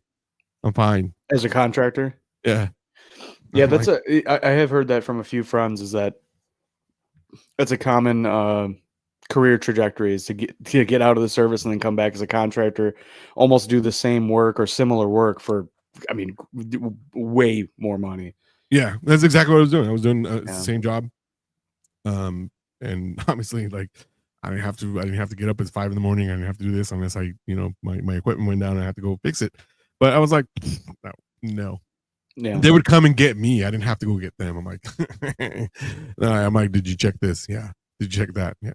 And I told them, because I would train the soldiers, right? I would tell them, I was like, look, I said, before you wake me up, and I'm not saying that you can't wake me up. I'm just saying, before you wake me up, this is the first things I'm going to ask you. Because if I go in and I check that you didn't check the freaking fuel line or the fuel for the generator, and the system goes down because you didn't put any fuel, it's going to be your ass. And I'm going to be telling the commander that you put everybody in danger, that now we don't have any radar coverage. So before you wake me up and you have an issue, you better damn go check that you have fuel on that generator, that you have this and this. So here's a checklist. I put it in there. I said, I'm not trying to be a dick. I said, but I need you to understand the severity of not putting fuel into the generator, because if I come out here and and I have to wake up the base commander because you didn't put any fuel in the generator, I would hate to be you, buddy. So they're like, okay, so everyone's got a job to do, man. You got to hold people accountable. Yeah, and it's not my job to make sure that they have fuel on the generators. My job is to make sure that if they had any problems, I would bring them up or whatever. But it was their job as an operator to make sure that they had power to the equipment, and they had plenty of fuel for the next guy to come in, because these generators are running 24/7, right? 24/7. So the fuel consumption is astronomical. So every 4 hours, every 4 to 6 hours, you would have to go in and actually go, because the fuel capacity was only, I think it was only like, I remember I think it was 2 tanks, 2 5-liter tanks of, so it's 10 liters on the fuel. And so every 4 to 6 hours it would go through. So I'm like, every 4 hours you need to go check, make sure you have enough. Or even every 2 hours, just get out of the C dock or the B dock and go out there to just check it. Just check it. Just take a little stroll, for a second, clear your mind, get a little fresh air, because staring at a screen sucks. And you know what I mean? So I was like, just go out there, check it out, make sure you have no leaks, no oil leaks, no nothing, and just check the fuel and see how many hours you got. And then if you have to change the other generator, then we'll change the other generator, blah, blah, blah. So I would tell them, just go out every 2 hours to check it. And if something happens, then you know exactly where we're at. So they did. And I had no problems after that. There was only one operator that actually ever gave me any problems. And he would come and constantly, he would wake me up every third day, come in at 2 a.m. Hey, the generator, or hey, the radar's down. I'm like, did you check the fuel? No. I'm like, what the fuck are you waking me up for? Like, you already know you're supposed to go check the fuel. I mean, Are you working with as a contractor? Do you end up working with a lot of kids where you're like, dude, you're like 19, like just get the fuck Yeah. out of my way? Well, no, it's especially the operators. The operators are the ones that are actually usually like, you know, between 19 and 24, Yeah, because they're, you know, they're getting up there in rank. So as soon as you start getting like 23, 24, then you're in a supervisory position, right? You're more of a sergeant. You know, you're a first line supervisor. So you start getting to these. The National Guard's a little bit different because there's a lot of walks of life. So everybody, like, I may be talking to a plumber, I may be talking to an electrician, I may be talking to a fucking doctor, but he's an enlisted guy. yeah. And, you know, so a lot of times just because you're a doctor doesn't mean that you're the smartest tool in the shed. Because a lot of times, like these, I mean, I have a very close person to me is a just the smartest person I've ever known, like super smart. Math comes to them like nothing. I'm like, dude, I can't even do like algebra. You know, like this math is like they're taking like, you know, linear algebra and linear, you know, physics or whatever it is. Just way up here, right? Like we're talking about like Einstein shit, but can't change the damn tire. Yeah. Or can't put air on the tire. Just the logical stuff that you would like normally would do every day. Like, hey, take a shower. You take a shower every day. Like, dude, I have to remind them to take a shower. So just like the common sense is completely book smarts through the roof. Yes. And it's like I have no problem. You know what I mean? Like I'm like, oh God, it's fine. Dude, I gotta ask you. So as like as a civilian, right? Yeah. As who sees all of these like military influencer guys that come up and they're like, I tried the hardest and I'm the hardest guy out there and I did all these things and no one cares. You got to work harder. Do you see this shit and just go like, oh, I would have fucking hated that guy? No, you know what? Okay, so it's I don't know that for me there's always that. Okay, so talk shit. Come on. No, hold on. I'm trying to gather the thoughts here because that's a pretty damn good question. So okay, everybody in the military, especially if you're like, you know, Marines or, you know, Air Force, or everybody talks shit to one another, right? To every branch, right? Even within our own unit, we talk shit to each other because we know, like, as soon as somebody else comes in, like in civilian, and just starts talking shit about it, like, doesn't matter who it is, like, you're talking shit about Marine, like, we all gang together and be like, no, dude, you don't have the right to do that. Yeah. Stuff like that. So going back to your question, like, I mean, yeah, we talk shit all the time. Like, doesn't matter who it is. We just talk to anybody and everybody. And we're probably one of the wittiest people. And we have like this crazy sense of humor that people don't understand. And we're like, dude, like what? Like, my buddy just died. So who cares? You know, that's not like exactly that, but that's the most extreme thing. But it's like, it's like there's no emotion as to like, it was like, okay, yeah. All right. My cat died. Okay, great. Like, hey, my dog died. Okay, great. Yeah, see, like this is like a parallel life to me. Like in my world, like I'm in the trades, right? So like pipe fitters talk shit about electricians, talk shit about plumbers, talk shit about carpenters and whatever. But like, and then also we have our ranks within our trade, right? There's apprentices, there's foremen, there's journeymen, there's supers. So like, there's all these different hierarchies within our trade itself. So it's like, we'll talk shit about an electrician and he starts to fuck with our apprentices. Like, hold on a second.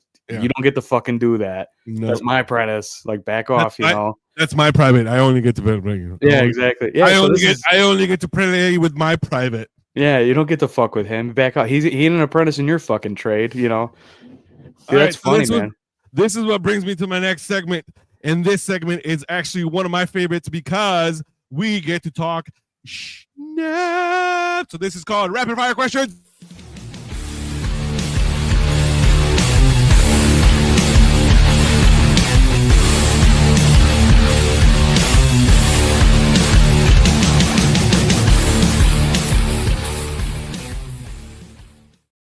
Rapid Fire Questions is brought to you by EGA Construction out of Dallas, Texas, owned by a good friend of mine, the former state commander for the VFW, Lynn Toomer. Lynn Toomer, I hope you're doing well, my friend, and good luck on the upcoming junior vice election for the VFW. So, yes, that is brought to you by EGA Construction. So, the object of this game is that I am going to be asking you certain questions. You can't think about it. The first thing that pops into your mind is the first thing that you answer. Right on. You understand? Yeah. Do I have to fucking give it to you with a crayon and spell it out for you? Purple tastes best. All right. Nah, see, every Marine will actually tell you the difference because it's always red. I don't know why they like the red color, maybe because it's blood. I don't know. All right. So the object of this game is just for you to answer as quick as you can, without any hesitation and/or thought. People, for whatever reason, they always stumble with these questions, and these are the easiest questions in the world. I don't know why. I just tell you. All right. Favorite movie. We talked about this, but what's your favorite movie? Happy Gilmore. Okay. Favorite book. Favorite book. Tipping Point. Malcolm Gladwell. You gay man. That's a great book. What do you mean? All right. What is your favorite sport? Favorite sport, disc golf. You have to come up with the whitest thing out there. You can even say something like baseball. I would have respected that a lot better. Nah, fuck baseball. I coach baseball for 5 years. It's the most boring sport on earth once everyone's good. No, you know what the most boring sport on earth it is? Cricket. Cricket? Yeah. Yeah. I've never watched cricket, but it's fucking the same thing, right? But one's with the paddle. One's with the paddle and one's with a bat. It's baseball with one bounce. That's all it is. No, cricket is stupid. Just stupid. I don't get the point of it. All right. What is your favorite TV show? Favorite TV show? Breaking Bad for sure. Oh, see, now you gotta agree to disagree on that one. What was yours? No, dude, like there's way better. Ted Lasso is one of my favorites. Oh, I haven't watched Ted Lasso, but I've seen clips of it and it looks hilarious. It looks Ted really Lasso good. Is one of my favorites. So I have quick story. So there is a team here in Texoma called Texoma FC, is a professional team that's soccer, football, that is actually on the USL League One. Their head coach or manager or giffer, as they call him in England, he is from England. His name is Adrian Forbes. So I asked him, I said, he's going to be on the show here later on, but I had the pleasure of talking to him this last week at an event called Coffee with the Mayor, because they actually announced the lineup of the Hot Summer Night concerts that we're going to have during the summer. And so I was there talking to him for a few. I met him and his wife, and lovely couple, and they were awesome. And I was like, so tell me, like, how many times has somebody referenced to you? How many times have they said, "Hey, have you watched Ted Lasso?" And he's like, well, the first time that I come out, in his English accent, he's like, the first time we came out here, because they came out here several times to do the interviews. He's like, we just kind of like smiling nodded. Oh yeah, it's a great show. They had never watched it, like, and they look at one another like, I guess we're gonna have to watch this stupid thing, because it was like, yeah. So he tells me, he's like, they're doing what the show is, and opposite, right? He's like, let me tell you this. He's like, in no way, shape, or form, whatever he's doing is what I do. I was like, no. I understand that. I completely understand that. This is all fictional, and it really doesn't focus a lot on football, but it does focus a lot more on the human aspect of it and how they deal with emotions and how they deal with certain situations. That's what that show was. And he's like, he made it very, very clear. And I'm pretty sure he's going to bring that and say it in the same way. He's probably going to bring it and say, that is not what I do. That is not what I do. I was like, no, I understand that. So it's going to be a super great interview when he does come on, because the English humor and the American humor are completely different, and it's going to be such a clash of dry. It's be awesome. English people are totally dry. It's completely different. Yeah, I mean, just okay. So we call cigarettes, right? We call them cigarettes, or hey, let me bum a smoke. Yeah. Do you know what English call cigarettes? Yeah. Okay, good. Well, I'm not gonna say it because I don't want to offend the people. You're right. So, but it's. Did you ever watch that movie with Johnny Depp, and it was talking about the illegal drug? Oh yeah. Yep. What was it? What was that Blow. called? Blow. Yeah, that was blow. Yeah. Yeah. Well, they say, well, I'm gonna go blow something else. So I'll leave it up to the audience to say something about He's like, that. what the fuck's he gonna go Yeah, do? yeah. He's like, yeah. What's he going to do? Yeah. Dude, they the clip of that Ted Lasso show that I saw, it just killed me. It was I think she's a coach. Or maybe she's a manager or something. A tall blonde chick. She comes in and she's like, she's the owner. She's the owner. Okay, so she's like, I don't know the character's name, but he's like, Caesar, get your hairy ass in my office now. And he turns to, and it's happening in the locker room in front of his whole crew. And he turns to his crew and he goes, every one of you knows I don't have a hairy ass, and none of you spoke up for me. I am heartbroken or something. And he walks away. That clip alone, I was like, I got to watch this fucking show. Like, that is hilarious. I'm disappointed. Oh, that's what I'm so disappointed. Yeah. All right, I gotta turn on the fan. It's getting hot in here. It's getting hot at her. I gotta turn on the fan. All right, good thing Not it's just one of you defended me. Yeah, yeah, No. that's funny. Dude, it's from the beginning. It's a great show, and it's I don't know, man. Like it really makes you think, because here he is, taking a brand new job like Adrian is, and they're in a different country, different culture, different, everything that you knew is no longer there. And, he brings that, he's like, oh man, if I was, back in middle America, these jokes would be killing, like, oh yeah, you're right. But they don't understand, and what he's saying, because everything he's saying, he's just like, he's got this, Midwestern accent from, Kansas. And it's just funny. It's a super cool show. Yeah. So, all right. Favorite band? Favorite band, Tool. You're a tool. Come on. Oh, they're excellent, man. I'm a drummer. I'm a drummer. Danny Carey is one of the best drummers that's ever lived. Nope. Sorry. Nope. I have to disagree on that. You don't think he's one of the best drummers that's ever lived? He's incredible. Sir. He's insanely good. No, sir. Writing in polyrhythms. I mean, doing stuff that I can't even dream of doing. It's amazing. No, you cannot change my mind on this. I will give you two names. Oh, you're gonna say Neil Peart and fucking Travis Barker or something? Nope. Nope. My favorite all-time drummer is John Bonham from Led Zeppelin. Yeah, sure. And Jeff Porcaro. I don't know who's Jeff Porcaro. Oh my God. I don't know who Jeff Porcaro is. Africa, Toto. Oh, really? Oh, right on. You know who I was gonna say is Stuart Copeland from the Police. Okay, so Stuart Copeland is actually Stuart Copeland's one of my. So that Stuart Copeland's pretty similar to what's the drummer of Toto again? What's his name? Jeff Porcaro. Jeff Porcaro. Okay, I'm gonna have to. I'm gonna have to spend some time reading into Jeff Porcaro, because I am a fan of the drumming in all of Toto's music. That whole Rosanna, right? It's got that beat, that shuffle. Yeah. The it's called the Purdy shuffle. The Purdy shuffle. Why?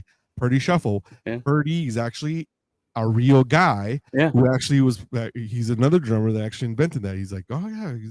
And he was, during that whole jazz band era that came up. So that's where that came from. And then John Bonham was the one that actually really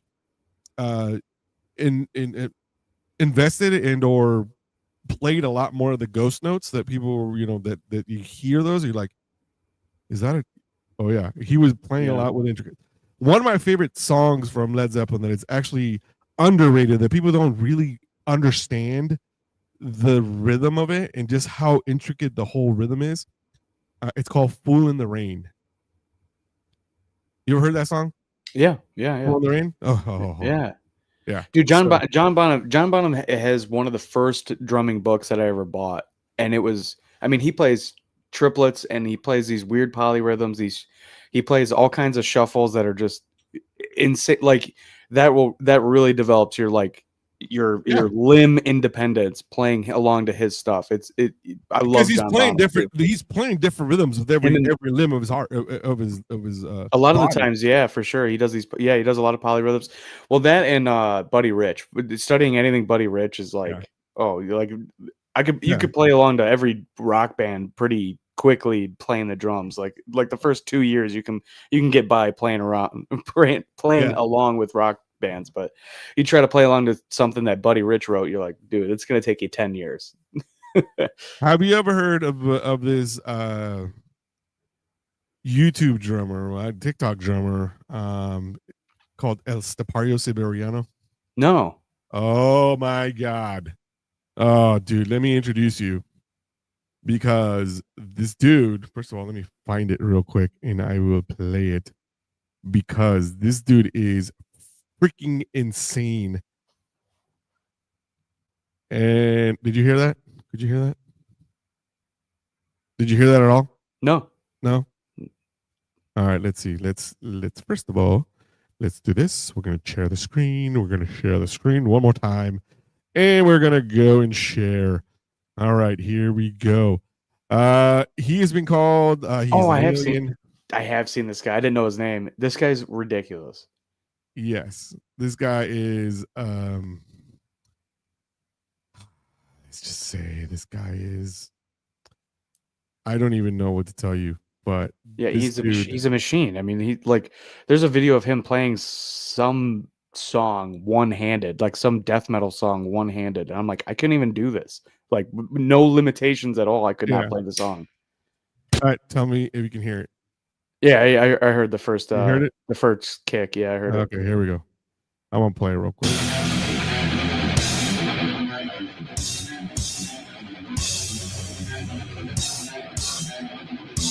That shirt is killer. Drum and bass, but the D and B are crossed out. Drumming ass. He's almost bored.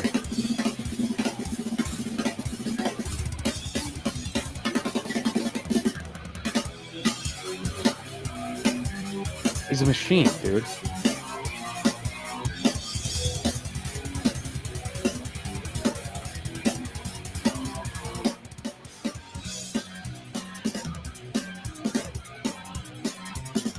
Playing along to Dream Theater, dude. I love Dream Theater. Mike Portnoy is probably one of my other favorite drummers. People don't understand how. Insane what he's doing is Oh my god! with a spliff in his mouth, like a gangster, dude. He's like bored. He's like, oh, let me play one of Mike Portnoy's hardest songs with a spliff in my mouth, zoning out, bored. There's times that he's sitting there with like he's drinking a cup of coffee and only like doing everything with his right hand. I'm like, Yeah. how in the hell do that? Have you ever seen him do the polyrhythm? He's like, he's got like one stick and then the other stick is on top of it, and they actually. Oh yeah. like, With oh. that, like on the hi hat, Yeah, doing like a shuffle on it. Yeah, doing the 50 ways to leave your lover kind of thing. yeah. I was like, Jesus. Dude, he's killer. I didn't know his name. I didn't know that was a name. That's not. Well, Estepario Siberiano. Siberiano is actually Siberian because he's Spanish. He's from Spain. Estepario, I don't know if his name is Stefan or Stepan, which is Stephen. But I think that's what it is. But anyway, so he's actually been seeked out by a bunch of people to actually of play course, with him. yeah, man. I mean, like any YouTube drummer, like Grayson Newcomb. Have you seen this kid? Incredible drummer. He's a jazz drummer. He's been playing, posting videos for like the last 5 or 6 years that I've seen him, and now he drums for Sepultura. It's like for Sepultura to pick up some YouTube drummer is crazy. Yeah. Same thing with Slipknot, man. Slipknot's got a drummer that was a YouTube drummer forever, like 10 years. I can't remember the guy's name. He's got some kind of Latin name that's not memorable to my brain, but he plays for because it's not like Mike, like I would remember that. But, yeah. You know what I mean? Oh yeah, it's Joe. Yeah, it's like if his name was fucking Bill, I'd be like, oh yeah, it's Bill. But that reminds me of a great movie, Down Periscope. Here we watch that. No. Down Periscope with Kelsey Grammer. Well, okay, so Oh, dude, I love Kelsey Grammer. they're in a submarine. Look it up. It's great. It's a great movie. They're in a submarine and they're meeting.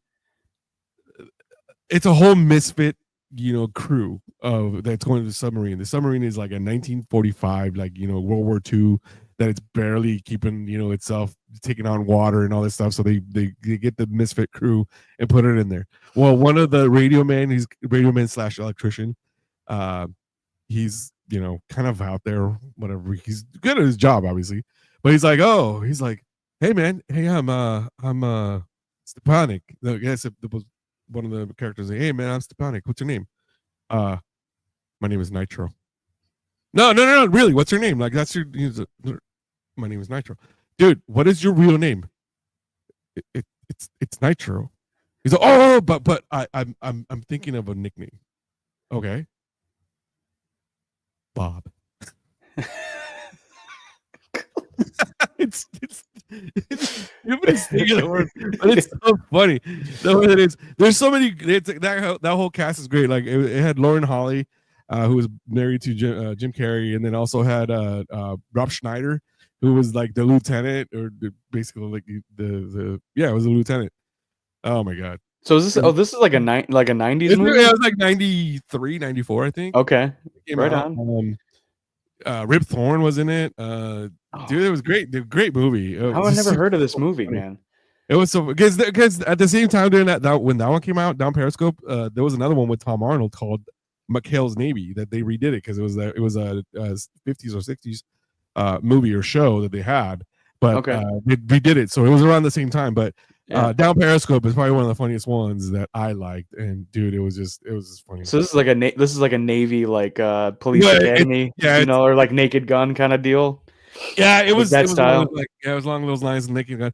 Is not so much when they go in, when they go into the bathroom with the microphone, but it was all based on things. Oh, you know who else was in it? Oh god, what was his name? Harlan Williams. Harlan Williams, yes. Yeah, dude. Nice. He was in there. He was like, he had like this, like these super, he was the radio, like not the radio, the sonar guy. He was a sonar tech. So he was like, hey, sir. He's like, what are you doing? He's like, did you hear anything? It's like, no, man. He's like, all I'm hearing. He's like, hey, there's a couple of whales down there, like nuking it out. he's like, they were like, there was another submarine. They were playing war games, right? And there was another one right above them and whatnot. And he's like, they're all quiet because they have to go super silent, right? So this dude on the other boat, they go up and they're going into the store, right, to get whatever. He's like, he wanted like gum or something. He's like, how much is it? He's like, oh, it's 75 cents at the point. Takes out the change, drops it, and he's like, ah. He was like, takes off his headphones and he's like, sorry, he's talking to Kelsey Grammer at the point. He's all, sir, he's all, they're right above us. And he's like, okay. He's like, yeah, the guy just dropped 35 cents. He's like, 2 times a nickel. And then 7 pennies or whatever it was. Yeah. Right? He's like, to the point. You can hear the change. Exact change. It was like, dude, so funny. It's just like the stupidest thing in the world. But it was man. I loved it. Dude, I love dumbass movies like that so much. Like I hated them when I was a kid, but like now I don't know, something switched in me. Like Naked Gun, my favorite movies right now, like to rewatch. Like the original one. Yeah, like OJ gets pushed overboard and they think he died, and like there's like a floating chalk line in the water, like just stupid shit like that. It's so dumb. Yeah, or those were some of my favorite too. Like one of the favorite ones is like the Naked Gun 33 1/3.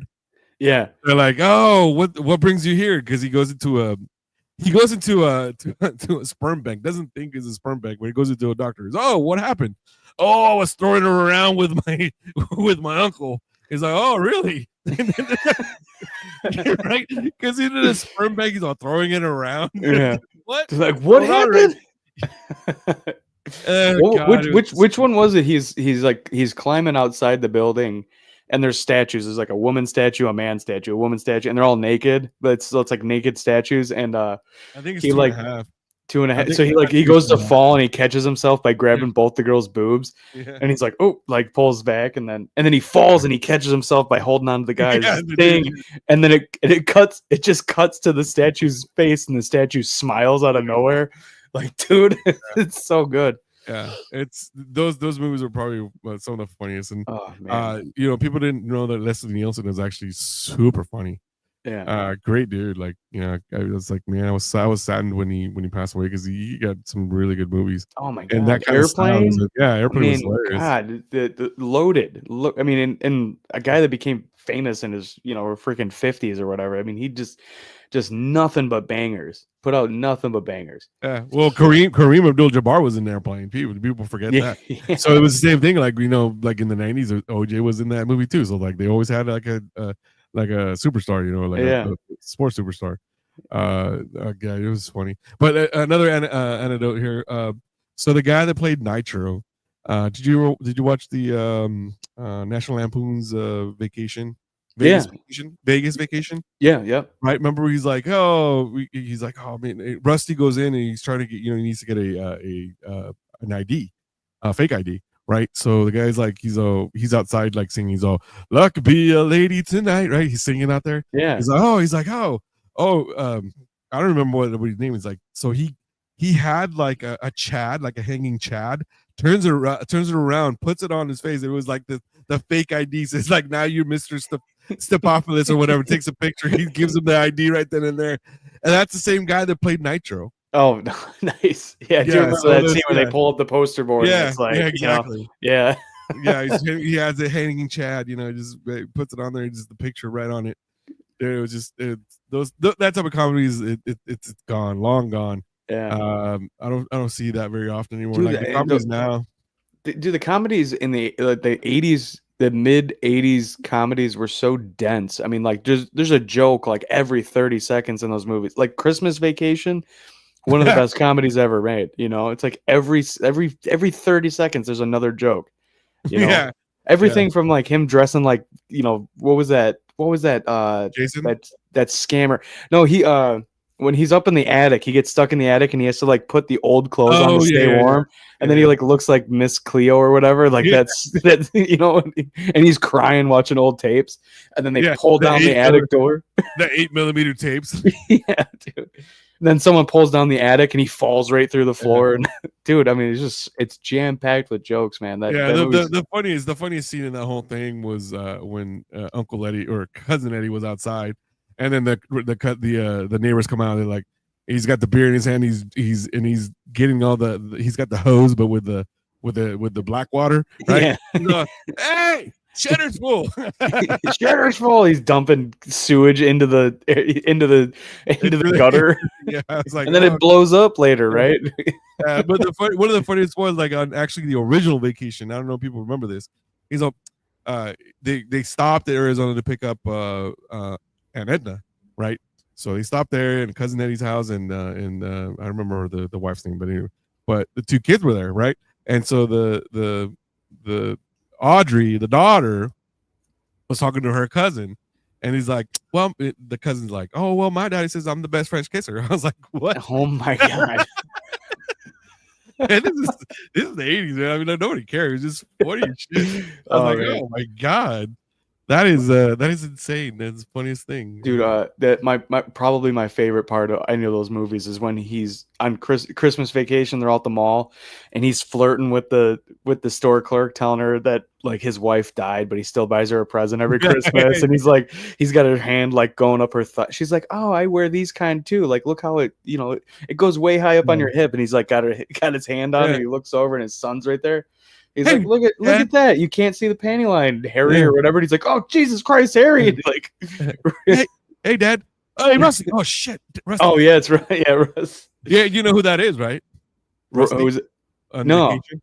So the daughter was Juliette Lewis. Yep. Right, and the son was Johnny Galecki, who was on the Big Bang Theory. No shit, that's Johnny Galecki. Yep, Johnny Galecki. Oh, no kidding, dude. Oh, that's funny. Yeah, there was other people like who was it? Julia Louis-Dreyfus was. She's the annoying neighbor, right? Yeah, she's like the rich neighbor. Let's see. The mom from Everybody Loves Raymond. Yeah. Was The- one of the mother-in-law. Yeah. Yeah. Who else was there? Dude, when the icicle shoots out of the gutter into their bedroom window and like destroys their expensive radio. They're like, I don't understand how this is all fucking broke and the floor's wet. Like, what happened? yeah. It's awesome.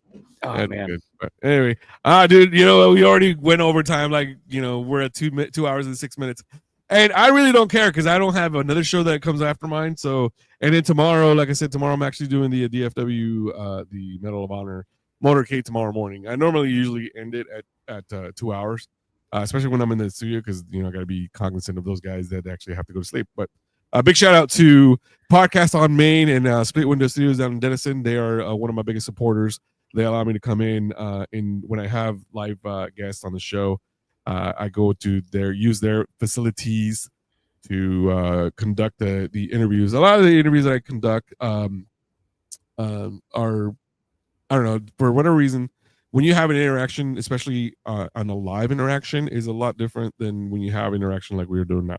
Not that there's nothing wrong with it. Don't take it wrong. I totally agree. I love having an interview in person. Yeah, it's a lot different. It's a lot different feel. You can actually bounce a lot from it.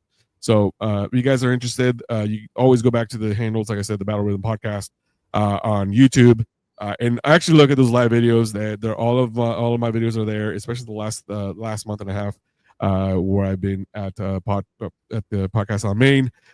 There's a couple of really, really good interviews that I had there. The interview with Sergeant Paul Reed, the incredible story with the Khantoum Diary, Vietnam vet, Silver Star recipient, Purple Heart recipient. That's a great little story.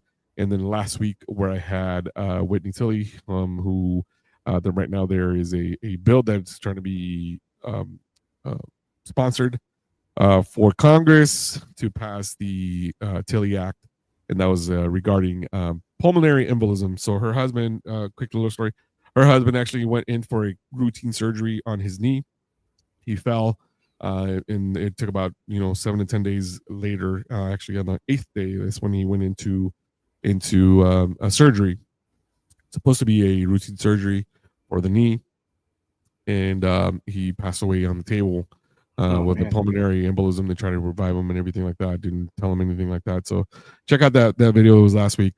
Pretty hard story to actually sit through because I know her personally, so it's the worst part is losing somebody and knowing that they were supposed to come out like nothing. It's routine, but there was a lot of different factors that actually played into the whole thing. So then right now they're trying to pass this pulmonary embolism and awareness and stuff like that. So there is another episode there that I have interview that has to do with a veteran that was actually, in their words, he was targeted by the VA, and they charged him with fraud and actually taking over $200,000 in payments on disability payments based on some questionable practices from the investigators and also the VA, the VVA or whatever. And so the gentleman that was targeted, he is right now in federal prison. He is serving six months in federal prison and have to recoup $207,000. And so they are fighting that right now. They're trying to get an appeal. And all of this, insult to injury is that the investigator that actually prosecuted or was able to prosecute him and got the information for them to prosecute him ended up getting an award just for his work on that case alone. He ended up getting an award from the VA for a quote unquote job well done, and the next day is when he got sentenced. So there's a lot of different things. There's a lot of different a lot of appeals going on right now. There's obviously very questionable practices that the VA was doing. So that's what they're fighting right now. And those are the kinds of stories that I bring on this podcast. because a lot of times people don't realize the other side of being a veteran, that you're also targeted by other veterans. The whole thing started with so he has a nonprofit organization, 501c, called the Hero Veterans Club in Kentucky, and he was, what's the word?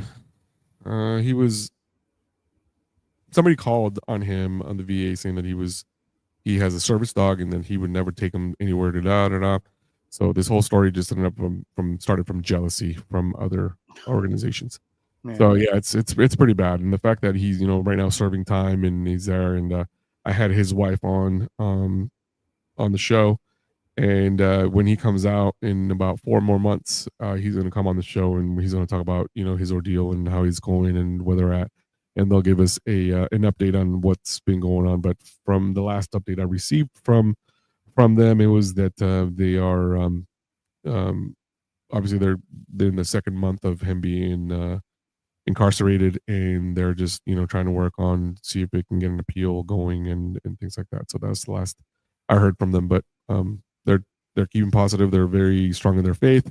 So I hope that they're doing well, and obviously they're trying to get all this stuff. And once he gets out, he has a year of probation, federal probation. So once he gets out, then he'll have to adhere to that. But it is.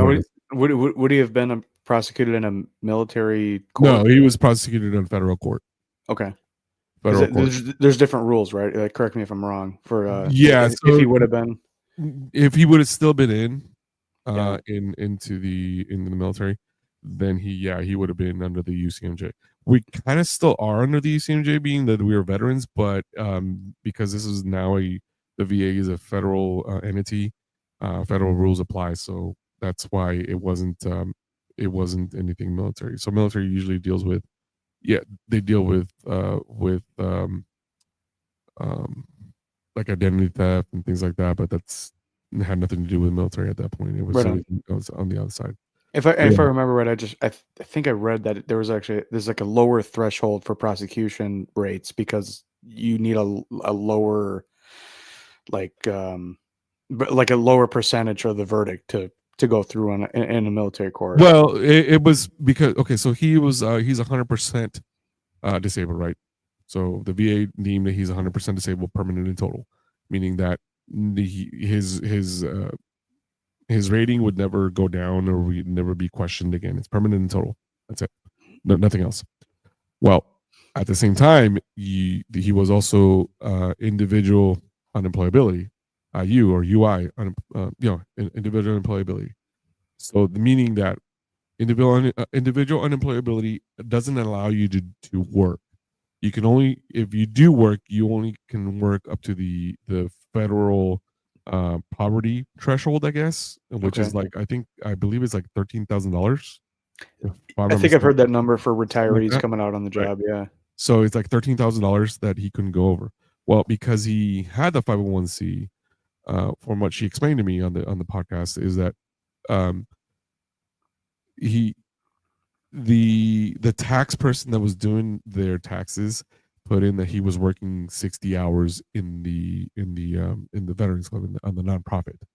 So that made it seem like he was fraudulently taking the money, when in fact it wasn't, right? So a lot of us veterans that actually suffer from PTSD, we really can't function with normal people, or normal citizens or whatever, because they really don't understand. Like, we only kind of not adhere, but we can only relate to other veterans that are dealing with the same thing, because they deal with us, or deal with the same thing that I'm dealing with, like anger issues or combat related issues. That's what we're able to do. So we function a lot better with other veterans. I don't know why. Maybe because we talk a lot of shit. We talk this and that. I don't know, but we function better with the veterans. It's just a thing. Don't shoot the messenger. I'm just telling you. So that's where it started. So when that whole thing happened, he was accused of doing that. So he had the IU, individual unemployability, meaning that you can't work and you can only work up to this. Well, their tax person said that he was working over 60 hours, and the person that was that they gave the service dog, because he actually had the service dog. It was actually the person that from what she told me in the story, is that the person that actually has that organization that gives the dogs to the veterans gave him that dog. It's that same person that called the VA to launch an investigation, and that's how it started. Man. So yeah, it's a whole ordeal, man. And I'm hoping that if they do get this bill passed and they do get their appeal and everything like that, they're hoping that they will go up all the way up to the Supreme Court, so they can actually set precedents and actually make a case study for somebody else not to go through this whole thing. Because it seems almost predatory, right? Like again, like everything was it felt like they were targeted. Yeah. So the when you're 100% permanent in total, you're not supposed to receive any more any more appointments, Like as far as going into they call it CMP appointments, which is compensation and pension. You're not supposed to receive any. So they're like, those are appointments where they'd be assessing you to see if it's still the case. Correct. Okay. But you're 100% P&T, right? Permanent total. You're not supposed to be getting those anymore, right? Well, he got one, and they made him go. Usually, there's these psychological, because a lot of them are these psychological evaluations, right? They're usually about an hour, 2 hours at the most. You know, his was 4 hours. 4 hours, and the line of questioning that they were asking him were not the typical psychological questions that they would be asking. Like, they would ask him about, how does it feel, what made you, what triggers you, what did this. None of that. It was mostly about, did you take your dog to this place? What do you do with your dog? So it was very, very weird of the questioning that they had. Yeah. So it sounds like it was structured to looking for a gotcha moment, and then they got it. And then when you go into a doctor's office, what is the first? You walk in, the doctor is right behind you, or you're in the room first, and the doctor's there, comes in. What do? What do you mean? Like introduce themselves? Yeah, but they walk into the room, and what do? They have the door in their hand, right? Yeah. Or they close the door completely, right? Yeah. Because of privacy, HIPAA. Right. So they'll close the door. Well, he was sitting in the room. The doctor comes in and leaves the door open about 3 inches, just enough for somebody to be hearing. Listen. So you think he's getting spied on? That's what I said. They felt like he was being targeted. He's like, something was wrong with this. Something was wrong. So it's like, okay, but what's going on? There's something wrong. So there was like 3 or 4 inches. So, like, he's like, okay, well, I'm wondering. During the trial, this is what she told me. During the trial is that they had an expert witness. The judge or the prosecutor did not allow him to come in. The doctor that was there that actually did that question that left the door open, they asked him specifically, like, well, they knew, and she recanted her story, saying like, no, I actually felt threatened by the investigator and said that I needed to ask these questions, but they would not allow her to testify in this whole proceeding at all. So he had, like, in the 9 years that he'd been P&T, or the 9 years he'd been in the VA system, he had over 70 different doctors, because VA, for whatever reason, they can't keep doctors, and we bounce around with a bunch of them. Anyway, in those 9 years, he had over 70 plus doctors. Even his therapists were saying the same thing, blah, blah, blah. And they would not allow any of that to be taken into consideration, and they were not allowed to testify, nothing. So it was just like, okay. So they rewrite the rules so that the game is rigged against him. So he's got an uphill battle just to. This is insane. Exactly. So their whole thing was like, okay, so you can volunteer and make some money, but then you can't work and make the same amount of money. So which is it? Like, you volunteer, you're okay, but if you have a nonprofit and volunteer time, it's like, so they're trying to change line, man. That's scary. Exactly. That's a scary line, man. My Exactly, dad, so my dad's is disabled. He's a veteran, but he's disabled from a motorcycle accident, and because of that, he's been dealing with this shit for almost it'll be 20 years, going on 20 years. He's been dealing with this shit because of these fine lines that I feel like it's engineered where they loosely define these rules. So it's like we can get you, and then you're fucked, and then you lose your bennies, you lose your, you lose your pension, you lose your SSD, whatever it is that you're getting. It's engineered. It's got to be. It's like I mean, he has felt like he's been followed for 20 years, and he's provably been followed a few times by guys trying to catch him doing things that on paper he's not supposed to be. It's not supposed to have the ability to do it.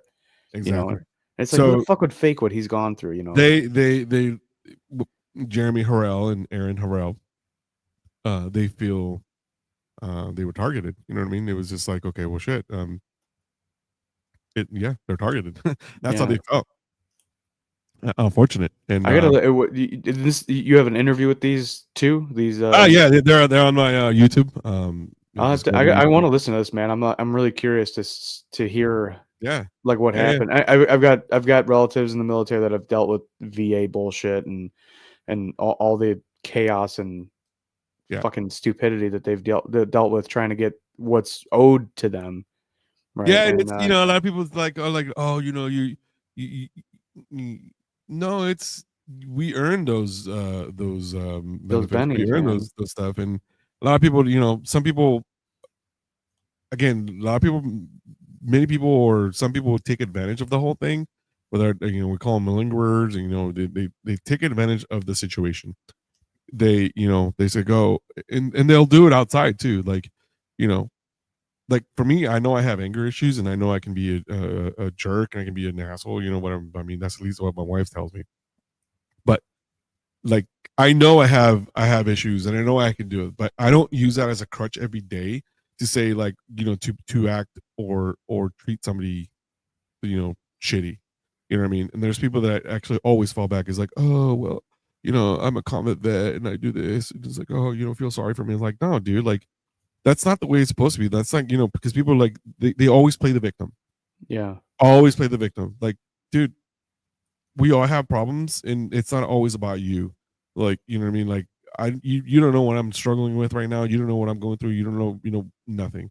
Like, but Yeah. I don't bring that shit over to to like have a will me party. Like, is there days that that people can tell like there's something really, really wrong with me? Yeah, there is.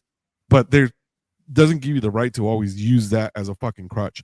And that's the thing that I hate the most. The people that actually use that shit as a crutch. Dude, there's all a the time. culture. There's a culture of it seems like the more that you can like claim trauma, the more like social points you get right now. And Have you ever known like the people that actually have really, really, really endured trauma never talk about it? right. Never. They don't want to address it. The people that want to say, oh, I was a combat vet, and they're like, oh, feel sorry for me, blah blah blah blah, are the ones that never really experienced anything.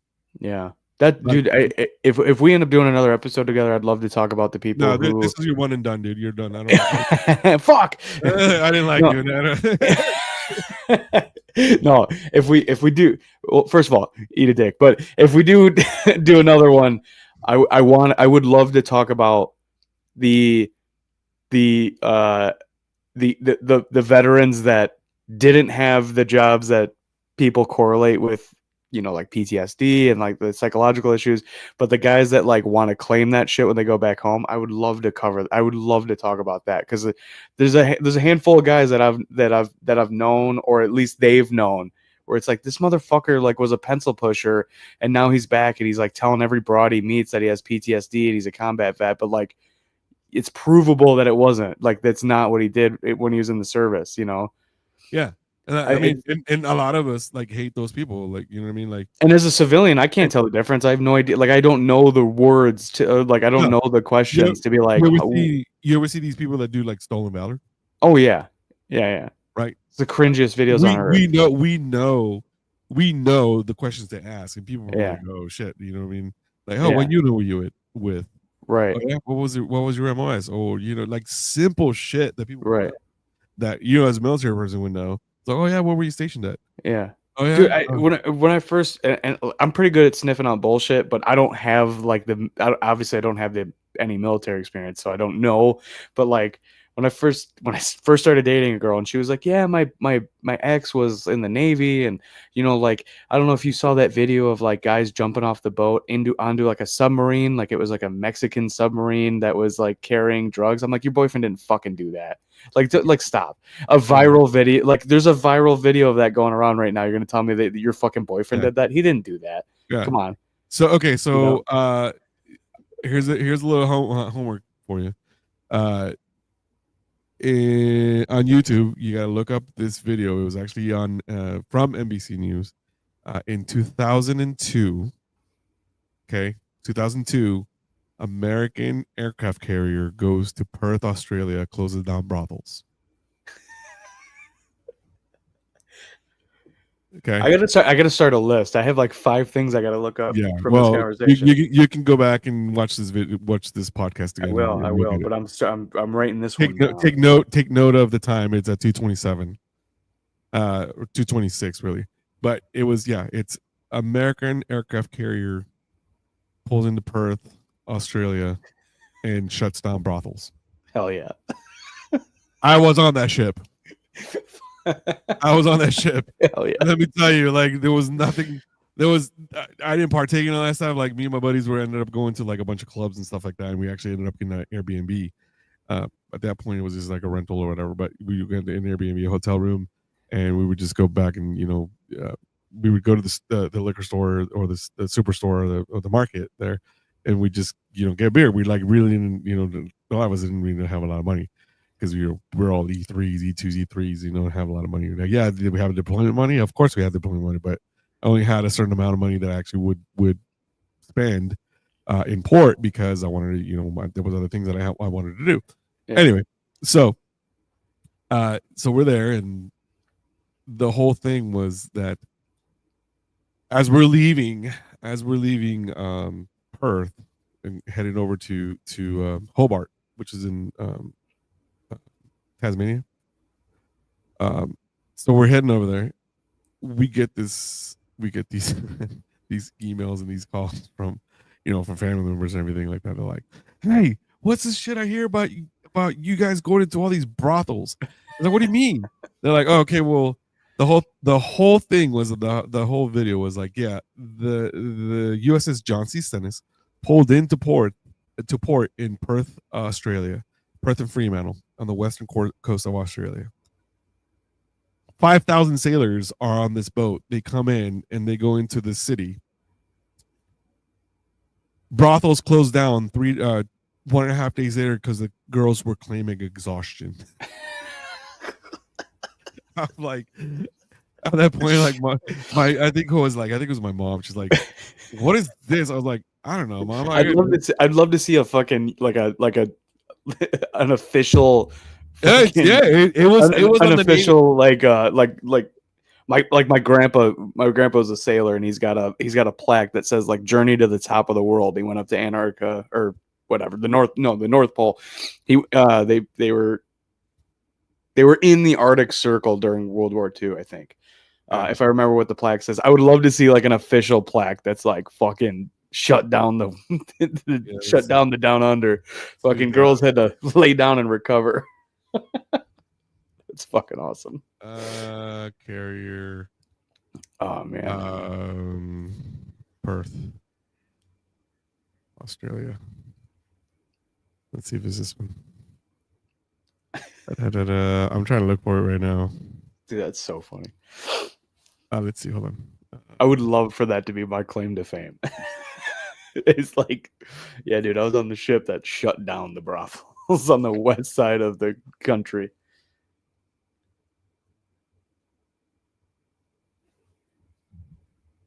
Alrighty then. All right, I'm looking for it right now, but yeah, I don't. No, no. I have to find it, but it's funny. I'm like, I'll look. Oh yeah, I'm gonna look it up. That dude, that's freaking hysterical. Yeah, I love it. John C. Stennis Shuts down brothel.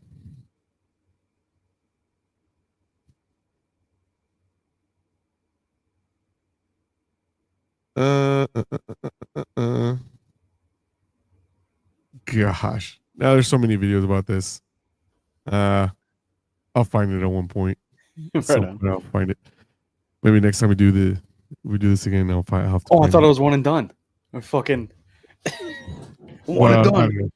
Maybe I haven't decided yet. Right on. You got to sleep on it, dude. I got to sleep on it. I got work. I got to get up at 4 a.m. So I'm like, oh fuck, dude. I got fucking. I get up at 3 a.m. every day, so it didn't. Do you? Yeah, it doesn't really faze me. Oh, I don't have that muscle, man. I'm a fucking beauty queen. I gotta go get my beauty rest. At this point in time, I'm like, you know what? It doesn't matter. I'm gonna die regardless. I'll rest when I die. And you know, if this used to be a running joke, like in the military, especially in the army, Yeah. the AR -70-1 670-1 actually states that soldiers are allowed to they're supposed to get 4 hours of sleep. Well, 4 hours of sleep, 4 hours of sleep are not necessarily continuous.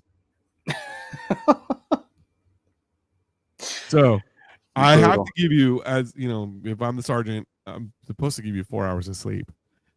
Not necessarily, like I said, continuous. Like, so like, hey, that's all I have to give you is 4 hours. You know, obviously that never really happened because, you know, that's just insanity. I tell you, you guys have that muscle that I've never developed, is being able to sleep fucking anywhere. Oh yeah, I'm totally jealous of that, and I get it now. I never knew that part of it, but I get it now. Dude, I had a buddy, Zach. He's a Marine. He fell asleep. We had to wait on a golf hole. We were golfing, and we had to wait like 5 minutes. He's fucking snoring. I'm like, dude, let's go. Yeah. My turn. Fucking, who the fuck can sleep like that? You sat down and were sleeping in 30 seconds. We can. It's just one of those things. I mean, God, like you sit down, you're like, you know what I mean, it just is. There's there's a running joke that we, like, you know, either infantry and artillery, we have a snooze button on our ass. As soon as we sit down, it's just like boom, out. Hit out. And, like, Yeah. nothing. And he was a gunner, man. He'd yeah, so that jives, man. Yep, Oh, man. it's super cool. But anyway, no, I'll let you go. It's fine. It's 2 hours and 33 minutes. You're fine. I really do appreciate you coming on the last minute. It was a last minute find. It was gold. But this is your last one and done. No more. You don't have no more of this. You overstayed your welcome with the F bombs. I no longer will take that. I'm sorry. You're fine. You're losing your sponsor. You're not gonna get you know, your blippy yeah, pretty much. I mean, sponsorships or whatever you're looking for. Now I have to go back and really edit 2 hours and 33 minutes, 34 minutes now, and make sure that I take those and make funny noises with it, like this one. Yep, like that one, or maybe an applause, or perhaps a laugh, or even get off, or remove from stage, or maybe people were cheering. Yeah. One of those. I'll pick this one. Yeah, that one's the best. I like that one the best. Yeah, it is. It's not worth it. Well, dude, thanks so much for having me, man. This was a lot of fun. I'm glad you had fun. Yeah, man. I'm glad you had fun. Yeah, it was a blast, man. It was this is kind of like how it was. Like, actually was today is I didn't really have, people ask me all the time, like, how do you prepare your show? I was like, I don't prepare for my show. I don't ever have anything written down. I have no notes in front of me. The only thing that I do, I always try to memorize what I'm supposed to say, but I don't. That's why you always kind of see me fumbling. The one thing that I really do wish that StreamYard had would be like a teleprompter. So there would be a teleprompter here that I could actually read some of the words and stuff like that, so I can say this or that, or, you know, say, hey, blah blah blah. Especially like a mid-roll read where you want to, like, there's things that you have to say, or you can, you know, if you're into this thing, you can put an outline in there. But I can't, like, I have a hard time with names sometimes. That's why I like the fact that it's there in front. Yeah. But especially with like if for next week, I'm like, hey, next week I have this guest and blah blah blah blah, and there were this blah blah. Then I can write that down because I'm not going to remember that, right? Yeah. So I'm in the moment. I don't remember that. So the only thing I do remember, and I do this religiously, is I always do the station identification, make sure that I always have the all of the social platforms and all of the different stations that I'm on. I always make sure that I do a shout out to them. So because hey, they're allowing me to be on there, to stream, to all over the place and do all this stuff, and which is cool. So big shout out to Voice of the People Radio and TV Network, also to Patriot Radio, also to BC Digital Podcast on Main, and also Split Window Studios down in Denison. Thank you guys for that. Big shout out to my big sponsor, EGA Construction out of Dallas Fort Worth area. And thanks again to Matt, who lays the pipe from the don't tell me, I got it written down right here. See, this is the only thing that I have from the nope, sorry, wrong person. From the Good Times Noodle Salad podcast that drops every Sunday. Subscribe to his channel. He's on all of the socials. The handle is Good Times Noodle Salad. So you can go in there and listen to his podcast. I will probably be doing that never, and and I can figure out what the hell he's doing. So again, today is April 8th.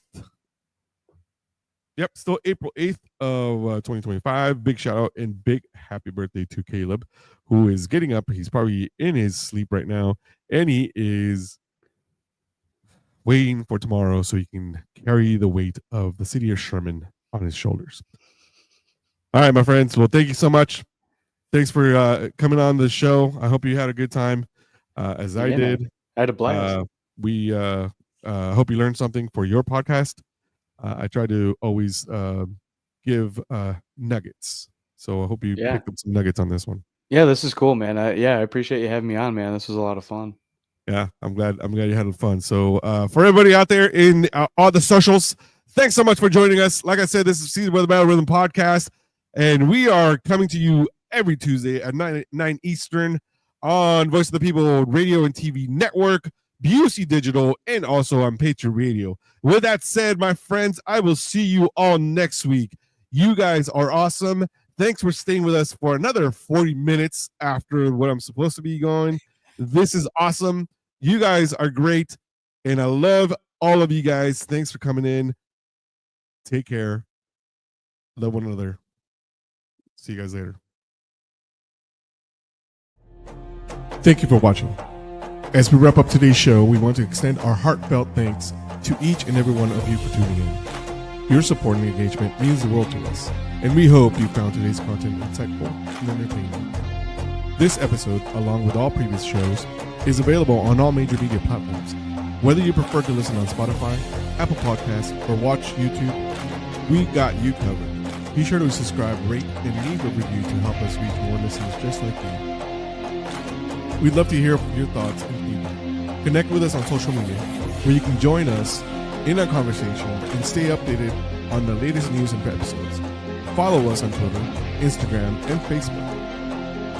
Thank you once again for being part of the Voice of the People, USA Radio, and TV Network. We look forward to bringing you more exciting content in our upcoming episodes. Until next time, take care.